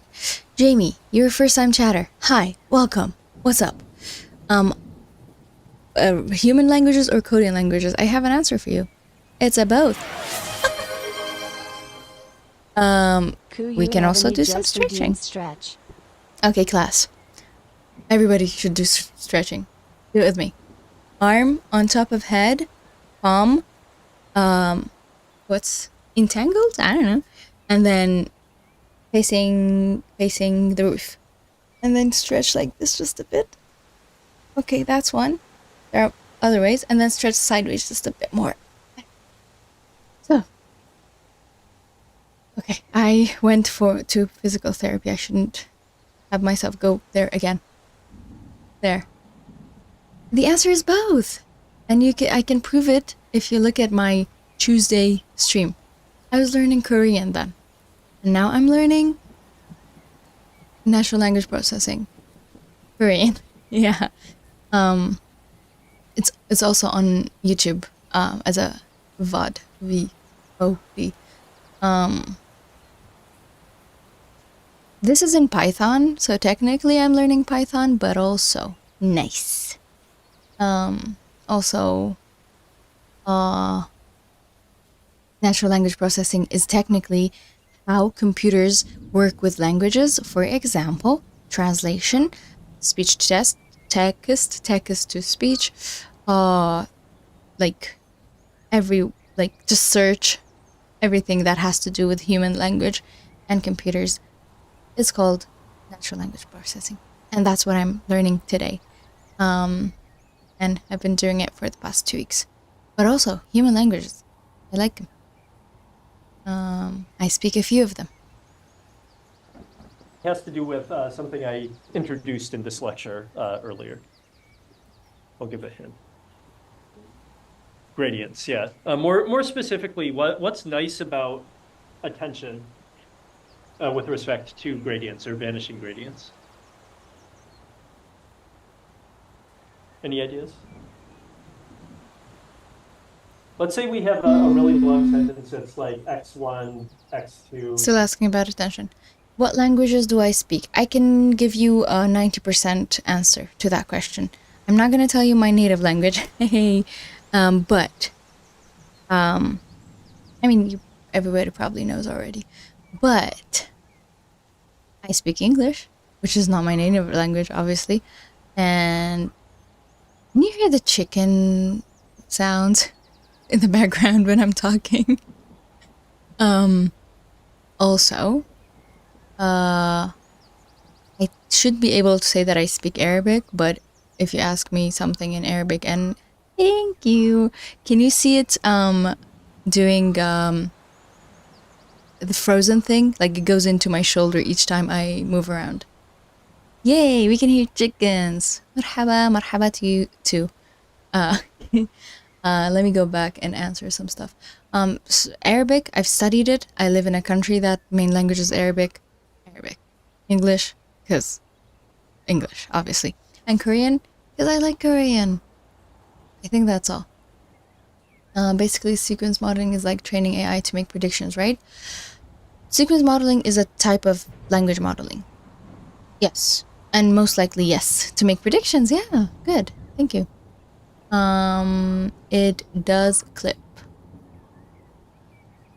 By clipping, you mean audio? Oh, you mean the thing. Yeah, so it comes here, and then when you do this, it comes here. So it looks like it's going into my body. You've seen the animation of Elsa fixing her hair and going into her shoulder. That's what it reminds me of. But yeah, it's a cute hat. Alright. If you can quiz me on my language skill, do so. And if I fail you, I apologize. Fusha is okay, Arabic Fusha. But if you give me accents and dialects, then I'll be lost. You guys, like, you know, which is it Lebanese? Which one is it? Where every R becomes R, because, I don't know, maybe French. But it's so hard. Almost me to, you know, multiple languages. It's amazing. Thank you. Yeah, I mean, like, living here, you absorb languages, I suppose. Sort of, I don't know. Because just being on the internet, you have to learn English because it's easy. Not really, but I guess it's like this generation, it's easier for us to. And then the generation after me, I'm saying, like the Gen Z and stuff. Because I think I qualify being a millennial. Yeah. Yes. Okay. So. And yeah, I Korean because K-drama and K-pop, obviously. I am that person. And if that bothers you, I apologize, but not really. Like, it doesn't have to bother you, because being enthusiastic about stuff is fun. X3, X4, X200 over here. And in order to predict X200, you need to pay attention to X3. Native language got a lot of influence from Arabic, because the majority here is Muslim also. I mean, yeah, like, I'm not gonna say that I know Persian, but it's super easy for me to pick it up, which I haven't. I'm not learning Persian, but I've watched a lot of Persian dramas and stuff, so I'm just saying, like, there are languages that you can easily learn based on your base language. Korean is not one of them. But yeah, and also being Muslim helps with Arabic, because sort of, especially with the pronunciation and stuff, and the alphabet, but nothing further than that. I don't think so. Like, reading Quran does not prepare you to speaking outside with people. It might, just not really. It's like reading some law text and then talking to normal people, you know? Yeah. Today is Jum'ah. Yeah. Yes. There will be Salat Jum'ah. Yeah. Friday. Best day ever. Millennial, I thought you'd be younger than me. Another hint. Yes. How many non-linearities? Millennial is a quite age range, and I'm probably at the end. I don't mind saying that I was born in 1994. That's my age. Are you younger than me? Should you be respectful when talking to me? Because that matters a lot in the Korean, how you speak to someone that's older or younger than you. You have to pass through in order to pass that information from X3 to X200. Guess where you're from. You said your language is influenced by Arabic, so you're not speaking Arabic. Native language influence from Arabic. And your name is not giving you away. Should I go to my analytics and see where you're watching me from? Because I can figure out countries in analytics. Ah. Okay. Yeah, I'm at the end. Okay, I should be respectful now. Yep. Yeah, I have siblings that were born around that age, so you're my sibling. Like a sibling. You're like a sibling. Much respect, madame. See, I'm older than some people. I'm not cheating yet, but I can cheat, I'm saying. But you have to be from the Middle East at least. Or actually, Africa. Africa has a lot of Arabic language around it. But I don't think African languages take a lot of influence from Arabic, do they? Like, I know names of like Swahili, Xhosa, and stuff like that because I've heard them, but I know nothing about them. I've read Born a Crime by Trevor Noah. Near Thai. Oh, okay, you're more Asia. So, Indonesian and Malaysian are there.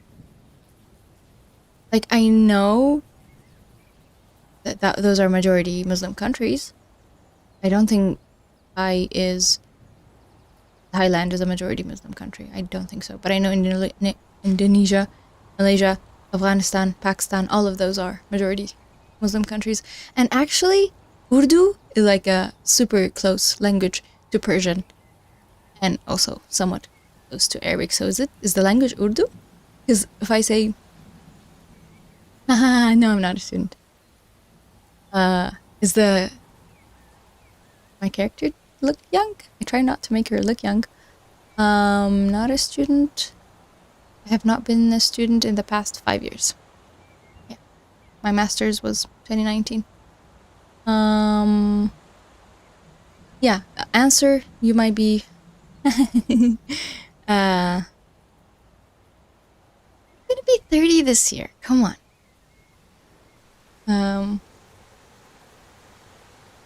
I like it. I like the fact that I'm gonna be 30 this year. And I guess too much information, but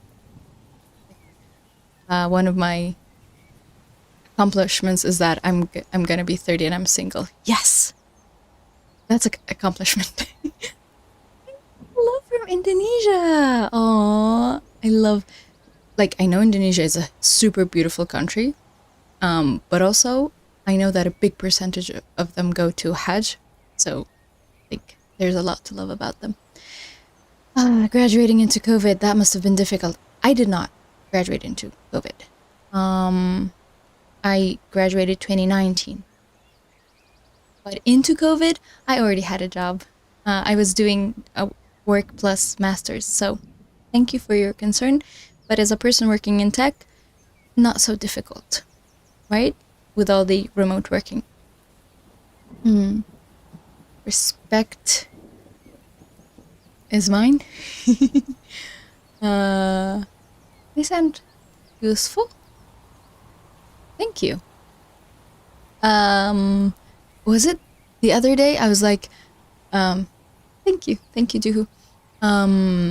The other day I bought something and the person was calling me Haji, something like that. And I'm sure our friend understands because you're from Indonesia, but like Haji is used for someone old. It just means someone who has been to Hajj, by the way. But it's not being used that way. And I was like, wait, do I look like a Haji? I was telling someone, and they were like, no, you're a baby. And I was like, yeah, I feel like a baby. Anywho. The reason is that I'm the youngest in my family, which you keep the features of feeling like you're young. Yeah, I know. I don't feel like a Haji. I've not been to Hajj as well, so. Yeah, wait. Can you Haji? Like meaning? Something like that? Not, yeah, okay. A person who's made a pilgrimage, but it just means, oh shit, sorry, I swore. You know what? I'm gonna close this. It is a title. It's just calling someone older than you. But old, not just older. Anyway. 15 more minutes left, and I have time. I have like 20 minutes. Yeah. Sorry for the swearing. I don't know if you guys saw what I saw, but I saw that the word Haji was being used as a derogatory term, and I don't like that. So let's move on. In a recurrent network, or attention. Yep. Hmm. Yeah, in a recurrent network, it's basically 197 or older people are going to Hajj. True. It takes 20 years to. You're kidding me. In Indonesia, it takes 20 years to book a slot? What? 2 days ago, one of the neighbors came and said goodbye to my parents because he was going to Hajj, and people say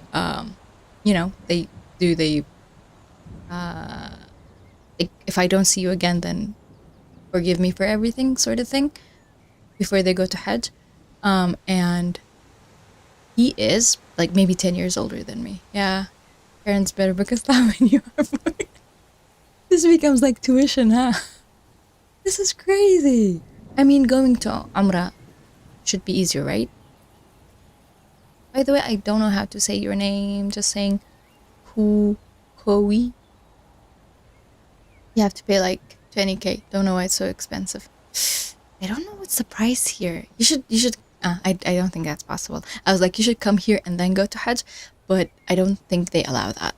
Do they? I don't think so. Because I know, and this is just like general information that doesn't really matter while I'm talking about natural language processing, but I know people, and I'm like, why are you cheating when you were trying to go to Hajj, for God's sake? But people booked tourist visas like a month before Hajj, went to Saudi Arabia, and then they went to Hajj as if like they were already there, and they were deported. Yeah, like they were sent back, because that's cheating. You're cheating the people who bought their Hajj visa, because it's a thing, I think. So yeah, that's fun. I don't know what's the wait time here, but I know it's random selection at least. I know. It's serious. Yeah, that was the news for this year. Some news that I heard about. But like, again, sorry for deviating, but it's just funny. Let's do Mecca size. Like size. Help me, right? Just people size, I don't know. How many people does it allow? No. How do I say that? People, population. No, just like inside Mecca. How many people, something Mecca. Mecca. Yeah, I guess visit Mecca Hajj. Let's do that. During Hajj. Because it's millions. Okay, so it's not that much. I thought it was more. Still, that's a lot of people. It's dropped. Because of COVID. Wow. Difference. Wow. Going to be a good Muslim and go to pilgrimage by cheating. Yeah. And jumping the queue. It is crazy. Yeah. I thought it would be more. I thought it's like more than millions. No? Is there any... Alright. See? There are visa requirements. Search Hajj quota. Ah! That's a thing? Okay. Hajj quota per country. We got 200K quota, but still has to wait. Ooh, that is a lot. Indonesia has the highest, because population. Let's see. By the way, I don't think I said that I'm from Iraq, so let's see what Iraq's quota is. Qatar's is small, because Qatar is small. Pakistan, Qatar, Bangladesh, Kuwait, India, Iraq. Alright, that's pretty Fair. Which officers you guys have? I know. What happened to NLP? Good question. Good question. I will go back to NLP. Turkey, pretty high. I am curious about Venezuela. Huh. I was curious about US. That's why I went down. Cool. Do they have their own? There has to be some sort of quota for themselves as well. But yes, Indonesia has the highest one because Indonesia has the highest number of Muslims? Question mark? Maybe. When my mom went to Hajj, she was like she fell in love with Indonesian people. So thank you for being here. Keen, sometimes we follow tangents. So it happens. It happens. Do you think we can finish this 13-minute video? Okay. I challenge you to give me tangents and me not following them. Or maybe 196. It's impossible, by the way. I haven't paid attention, but every time you pass it to the hidden state, it has to go through a nonlinearity. So it goes through like 190. Don't apologize. Thank you for being here. 7 nonlinearities. And even if you're using an LSTM, it's still, the LSTM hidden cell is getting information added to it and subtracted to it and other things like that. So it's still a bit tricky. By the way, I hope the stream changed. I should have changed the title. Cool fact about Hajj. Is the voice okay? Buzzing thing? I wanted to check that as well. What about attention? What about attention? Yeah, basically one time. So attention, in the next layer here, you're passing it all the way. You're passing all of the information directly in. Thank you. The only qualifying thing is that your weight has to be good. It has to find. Thank you. My laptop was being super loud, and I put the microphone on top of the laptop, so the buzzing happened because there was contact. Thank you for the follow. Got it. Thank you. 11E just followed. CL 11E. welcomes you. Thanks for the follow. It's really kind of you. Yeah. And now she's quiet, so we'll keep her as is. Find a good attention weight so that it's actually paying attention to that information. So this is actually discussed in the Vaswani et al. Attention is all you need paper that introduced transformers. Convolutions are kind of in the middle. So, by the way, I'm nodding my head, but I have no idea what he's talking about. Like, I know what he's talking about, but I have no idea what he meant. Like, let's say you have a convolution of length 10, and then you have 2 layers of it. If you have a convolution of length 10,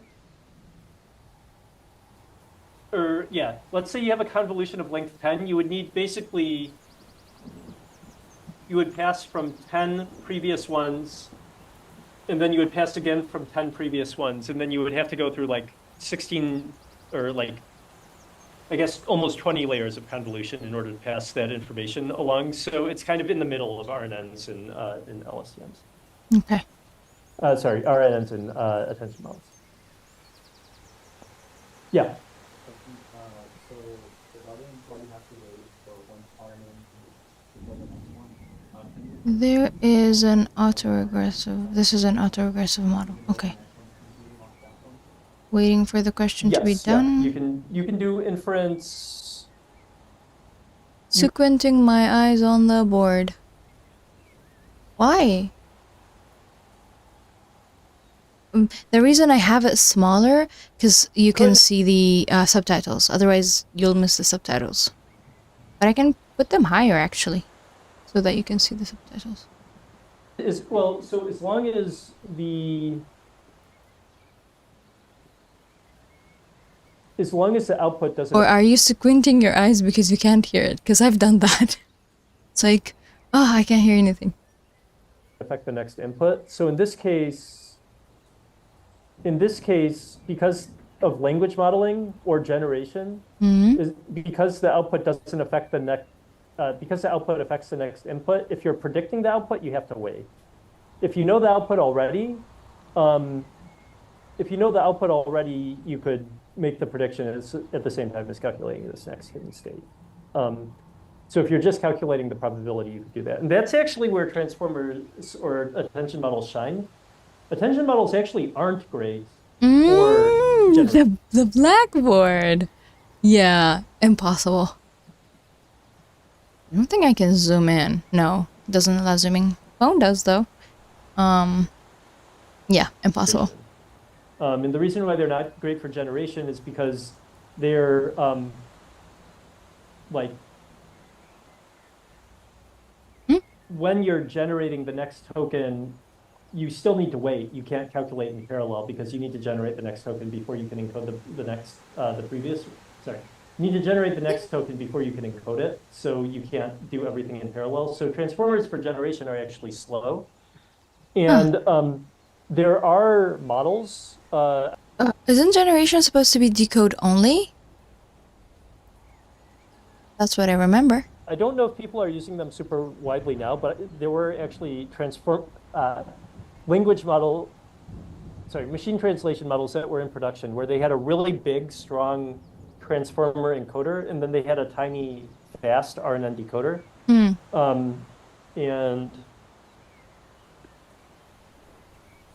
And if you want a actual reference. Ooh, that'd be cool.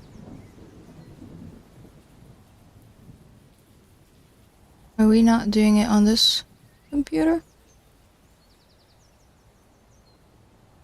There's this deep encoder, shallow decoder. And then there's also the Marian machine translation toolkit that supports those types of things as well. So it's also the reason why if you're using like the GPT models through the API, that decoding is more expensive, right? Like encoding, I forget. This is for translation, which we need both encoder and decoder. Okay. Exactly. Is it 0.03 cents for 1,000 tokens for encoding and 0.06 cents for 1,000 tokens for decoding in like GPT-4 or something like this? The reason why is precisely that, just because it's so much more expensive to run the decoder. Cool. I have a few final things. Decoder is more expensive. Interesting. Also about efficiency. So these go back to the efficiency things that I talked about last time. Handling mini batching. So what do we have to do when we're handling mini batching? If we were handling mini batching in feed-forward networks, it's actually relatively easy because all of our computations are the same shape. So we just concatenate them all together into a big tensor and run over it. We saw mini batching makes things much faster, but mini batching in sequence modeling is harder than in feed-forward networks. One reason is in RNNs, each word depends on the previous word. Also because sequences are of various lengths. So what we do to handle this is we do padding and masking. Yes, we did that in HuggingFace. Batching, padding batches. All of them. So we can do padding like this. So we just add an extra token at the end to make all of the sequences at the same length. If we are doing an encoder-decoder style model, where we have an input, and then we want to generate all of the outputs based on the input, one of the easy things is to This is supposed to be a space? Can't we just add a padding token? add pads to the beginning, and then, yeah, it doesn't really matter, but you can add pads to the beginning so they're all starting at the same place, especially if you're using RNN style models. Then we calculate the loss over the output, for example. We multiply the loss by a mask to remove the loss over the tokens that we don't care about, and we take the sum of these. And so luckily, most of this is implemented in, for example, PyTorch or HuggingFace transformers already, so you don't need to worry about it. But it is a good idea to know what's going on under the hood if you want to implement anything unusual. And also, it's good to know for the following reason also, which is bucketing and sorting. So if we use sentences of vastly different lengths and we put them in the same mini batch, Mm-hmm. this can waste a really large amount of computation. So like, let's say we're processing documents or movie reviews or something like that. And you have most movie reviews are like 10 words long, but you have one movie review in your mini batch of 1,000 words. So basically Yeah. what that means is We faced this with a drug review. We had a drug review of saying, okay, that's it. That was the review. And then we had drug reviews of like long paragraphs. So dealing with that is something HuggingFace told us. You can do the truncation, keeping it different columns, or yes, padding and everything. But yeah, making batches so that you don't make all of them padded to the highest range. All of that. I'm doing a really bad job of summarizing, but I'm trying. you're padding most of your sequences 990 times to process 10 sequences, which is like a lot of waste, right? Because you're running them all through your GPU and other things like that. So one way to remedy this is to sort sentences. So similarly linked sentences are in the same batch. Oh, that's smart. So you first sort before building all of your batches, and then that makes it so that similarly sized ones are in the same batch. This goes into the problem that I mentioned before, but only in passing, which is, let's say you're calculating your batch based on the number of sequences that you're processing. If you say, okay, I want 64 sequences in my mini batch, if most of the time those 64 sequences are 10 tokens, that's fine. But then when you get the one mini batch that has 1,000 tokens in each sentence or each sequence, suddenly you're going to run out of GPU memory and your like training is going to crash, right? Which is, you really don't want that to happen when you started running your homework assignment and then went to bed. It keeps happening to me. I'm trying to set up an environment and it keeps crashing and I feel really inadequate. What's my tech? Sorry for the maxing out mic for the breathing. What's my tech stack? I don't have one. I used to work somewhere where they had a base thing and everything set up, and I was using C# within their thing, but now I currently technically don't have a job, but even in my previous job, and I technically don't have a job. The word technically being the keyword, because I'm on leave, but I have a job that will maybe wait for me. We'll see. But yeah, C# what I use for work. Yay! Yes, web dev. Yes. I love C#. Yeah, I was more of a back end person. Don't have the eyes for a front end, and just the data part and the back end part, reporting and all that. Motorcycle being loud. Okay. What did I want to say? Also did some Android programming with Java. But yeah, currently not a web dev. Yeah, I love backend. It feels it's less, I don't know, it's nicer. Yes. Even yeah. My previous job was mostly data. So it was like I learned R for it, and I was like more than 50% of the time using Excel sheets. I can tell that front end stuff I write looks bad, but not how to make it better. And JS caused my brain to melt. Everyone hates JS. It's your main language. No hate. Just it's not our thing. It's easier to understand the different languages, different stuff. Yes, R, like the naming of it. I used it a bit last year. It has a really steep learning. Wait, steep as in no. It has a learning curve of like you. The starting is not easy, but actually shiny is fun. Oh, don't cry. No hate, no hate. There is no hate. But shiny is cool. So if you are shiny, like it helps you make web apps for you did data analysis, I guess. JS is evil, TS is Satan. Astaghfirullah. That's funny. Yes. So this is made with shiny, like looking at data and all that. And you can just basically make a web app. Oh, shiny is also there for Python? Why did I know that? I didn't know that. Yes. I worked in data analysis. Yeah.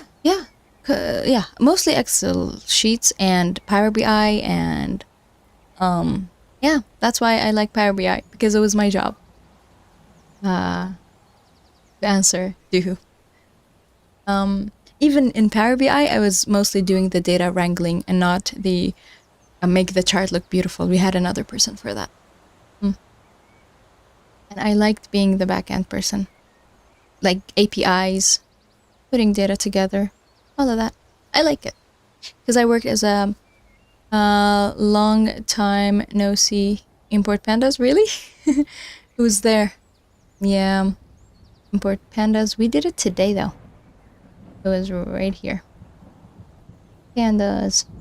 Yeah. I worked a lot, like around less than 5 years of web dev. So the change of scenery was working with data for me. Using R over Python is so addicting. It's so efficient. I technically haven't compared them, but my supervisor was obsessed with R, so I had to learn it. I was sometimes using Python for some things, but mostly R, and yeah. It's less used in the scientific community though, R. It might be more used in the mathematics scientific community, but not the computer science, because computer science is just Python, right? Yep. Can you hear the wind? The wind, the fake wind. I like it. It sounds like, I can just mute this and it's all gone. Now it's back. Yeah. Sounds like grass, wind on grass. Feels like a Ghibli movie. Doing transformation and Viz. Yes, distant thunder. I made it sound smaller, not too loud. Very soothing. Yeah.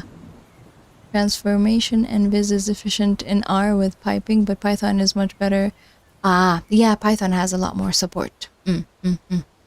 By the way, I don't think you will like this mix, but let's call it mix 1.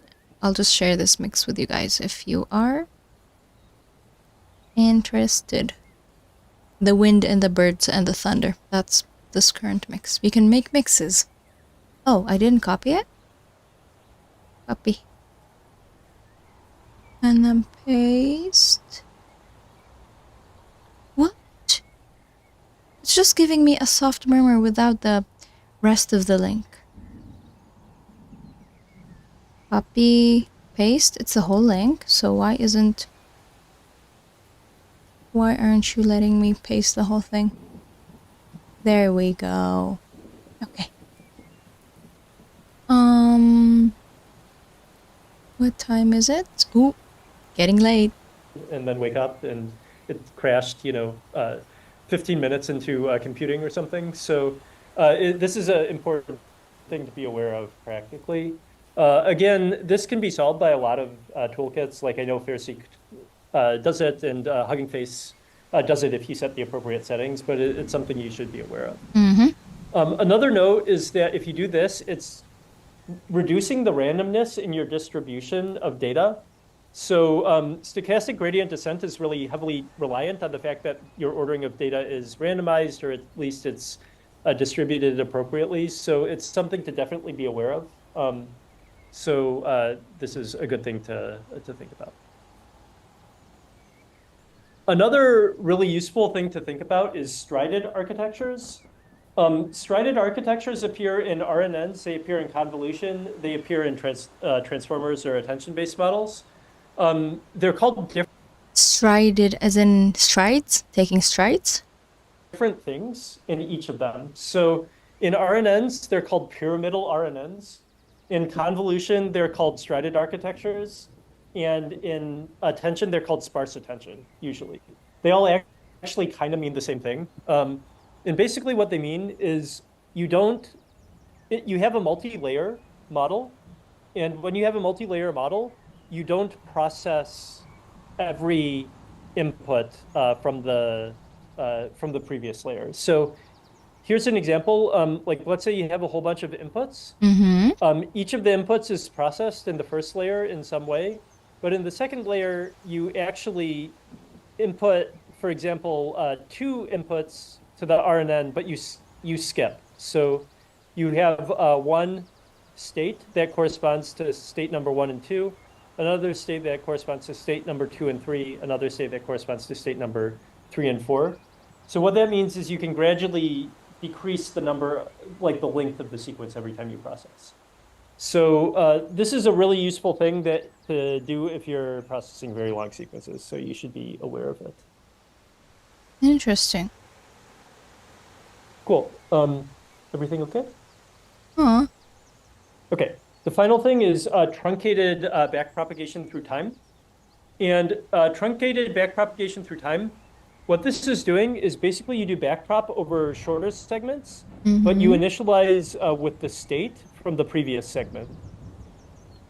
And the way this works is, like, for example, if you're running an RNN, you would run the RNN over the previous segment. Maybe it's length 4, maybe it's length 400. It doesn't really matter, but it's a coherently linked segment. And then when you do the next segment, what you do is you only pass the hidden state, but you throw away the rest of the previous computation graph. Okay. And then walk through like this. So you won't actually be updating the parameters of this based on the result, the loss from this, but you're still passing the information, so this can use the information from the previous state. So this is an example from RNNs. This is used pretty widely in RNNs, but there's also a lot of transformer architectures that do things like this. The original one is something called Transformer XL that was actually created here at CMU. But this is also used in the new Mistral models and other things like this as well. So it's something that's still very much alive and well nowadays as well. Cool. That's all I have for today. Are there any questions people want to ask before we wrap up? No. Yeah. So no assignment yet. I'm guessing Yep. it will be the next lecture.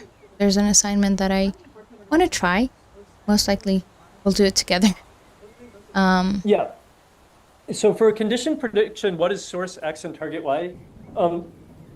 I think I kind of maybe carried over some terminology from machine translation by accident. Maybe it should be input X and output Y. That would be a better way to put it. And so it could be anything. For translation, it's like something in the source language and something in the target language, so like English and Japanese. If it's just a regular language model, it could be something like a prompt and the output. Yeah.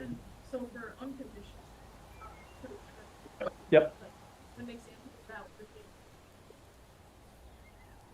yeah, I don't have a hard time.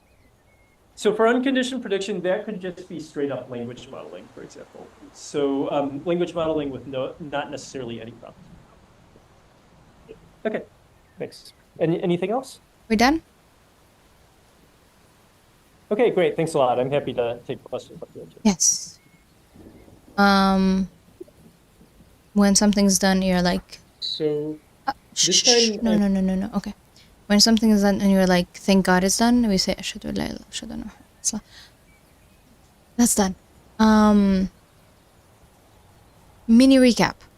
We did what? We learned about the mapping function on HuggingFace. That was part 1. And the title is like the map method's superpowers, which is making things faster.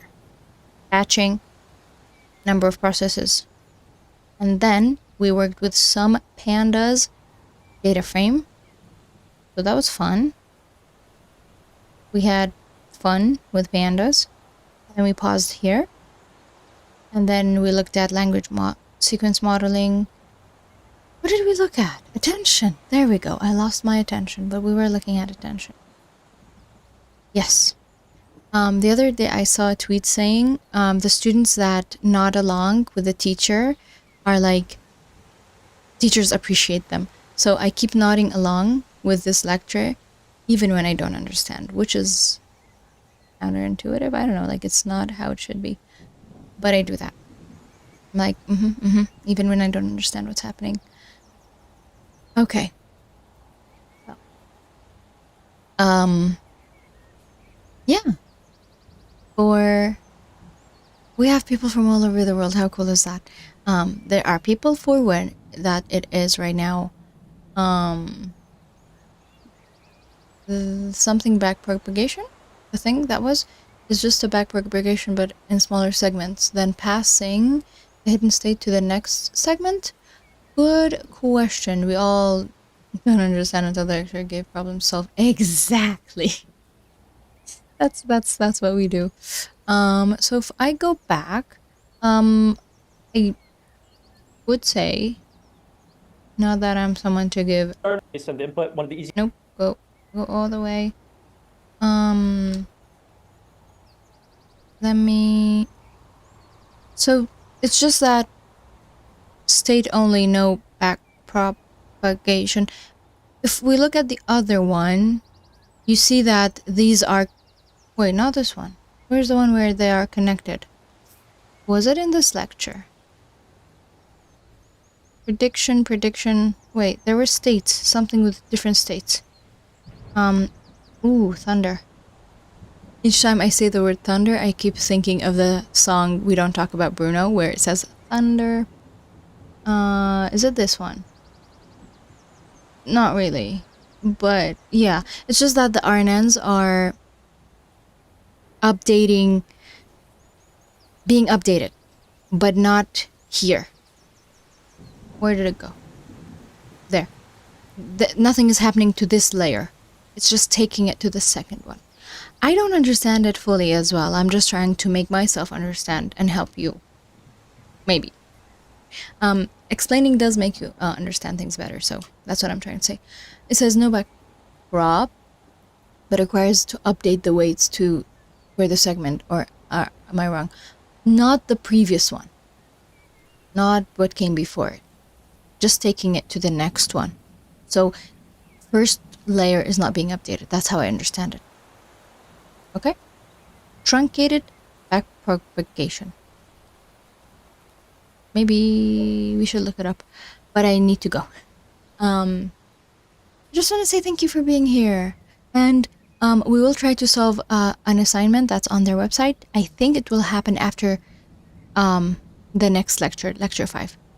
So for that, I will 100% ask questions on Discord because I do not trust myself to understand it. So if you'd like to join Discord, you can do that. But we're pretty quiet for now. I don't know. Actually, the idea is that like bi-weekly, I do some sort of. Do you still do Kaggle competitions? I should, but I am not. Thank you. Learning about Hajj. The reason why I'm not doing Kaggle competitions because I don't feel like I'm ready. And you'd be like, you'll never be ready. But like, if there's a group that I can do some sort of group like solving it together, then I might. But by myself, I don't feel ready. Like I don't think I can. I don't even know where to start. Sort of. I mean, I know on Kaggle there are tutorials, and yeah, Yeah. Right now, Tuesdays are my random days where I don't study. So I might just do some playing with Kaggle on Tuesday. I don't know. My last Tuesday was learning Korean, so I don't know. Also, I have this idea of doing some sort of just like a group chat, group call. What do you call it on Discord? Like bi-weekly. So I don't have any idea for this Tuesday. If anyone does, let me know. Yeah. I thought it would be like solving the assignment, but I don't think we'll have the assignment by then. I'm not sure. So that's it for today, right? Inshallah, if possible, you can come back tomorrow, and if I'm not dead, I'll be here. But if I'm dead, then... I mean, even if I'm not here, it's not likely that I'm dead, but it's just that... bad joke. Yeah. Sometimes I'm just like, people that are on the internet, like, I wouldn't know if they died, you know? Because I'm not updated. Anyway, too much. So, someone joined. Let's wave hi. So, thank you for... I'll try. Don't have control yet. Thanks for being here and for giving me random tidbits to go on tangents on, because I like that. And thank you for helping me learn, and I hope you learned something. Or I hope I didn't confuse you. Thanks. Inshallah, see you tomorrow if you'd like to be here. If not, no worries. You can look at the videos, or you can just look at the lectures yourself. That would be more efficient. Maybe less fun, but more efficient. I choose fun. Yeah.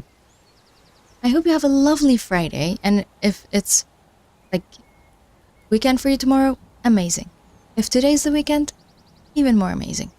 Thanks for the chat and for the lesson. Thank you. Yes. I don't know. I have a gesture for the hand heart thing. Oh, this is supposed to be a heart thing. Okay. Oh, nope. It's like all the way turned around.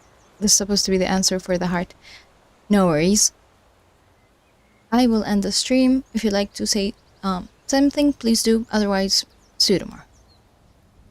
Ending the stream in 5. I'll find one of the hand hearts. I'm sure it's full. 4, 3, 2. Stop. Why? I go by. Stop. I go by CL. Yeah, or Code Life, whichever you like. Sometimes people call me Code, and I'm like, that's fine. Yeah, but CL would work if it's easier to type. Can I do the countdown? I swear there won't be any explosions. C stands for Christ. Why not? Why not? It just stands for code. Someone told me, does it stand for something Lisp? And I was like, no, but why not? We should go. It's breakfast. We have to have breakfast with the family. It's Friday. 5, 4, 3. Now it's faster. 2, and 1. Blast off. Thank you. Really, really, really appreciate you. Goodbye.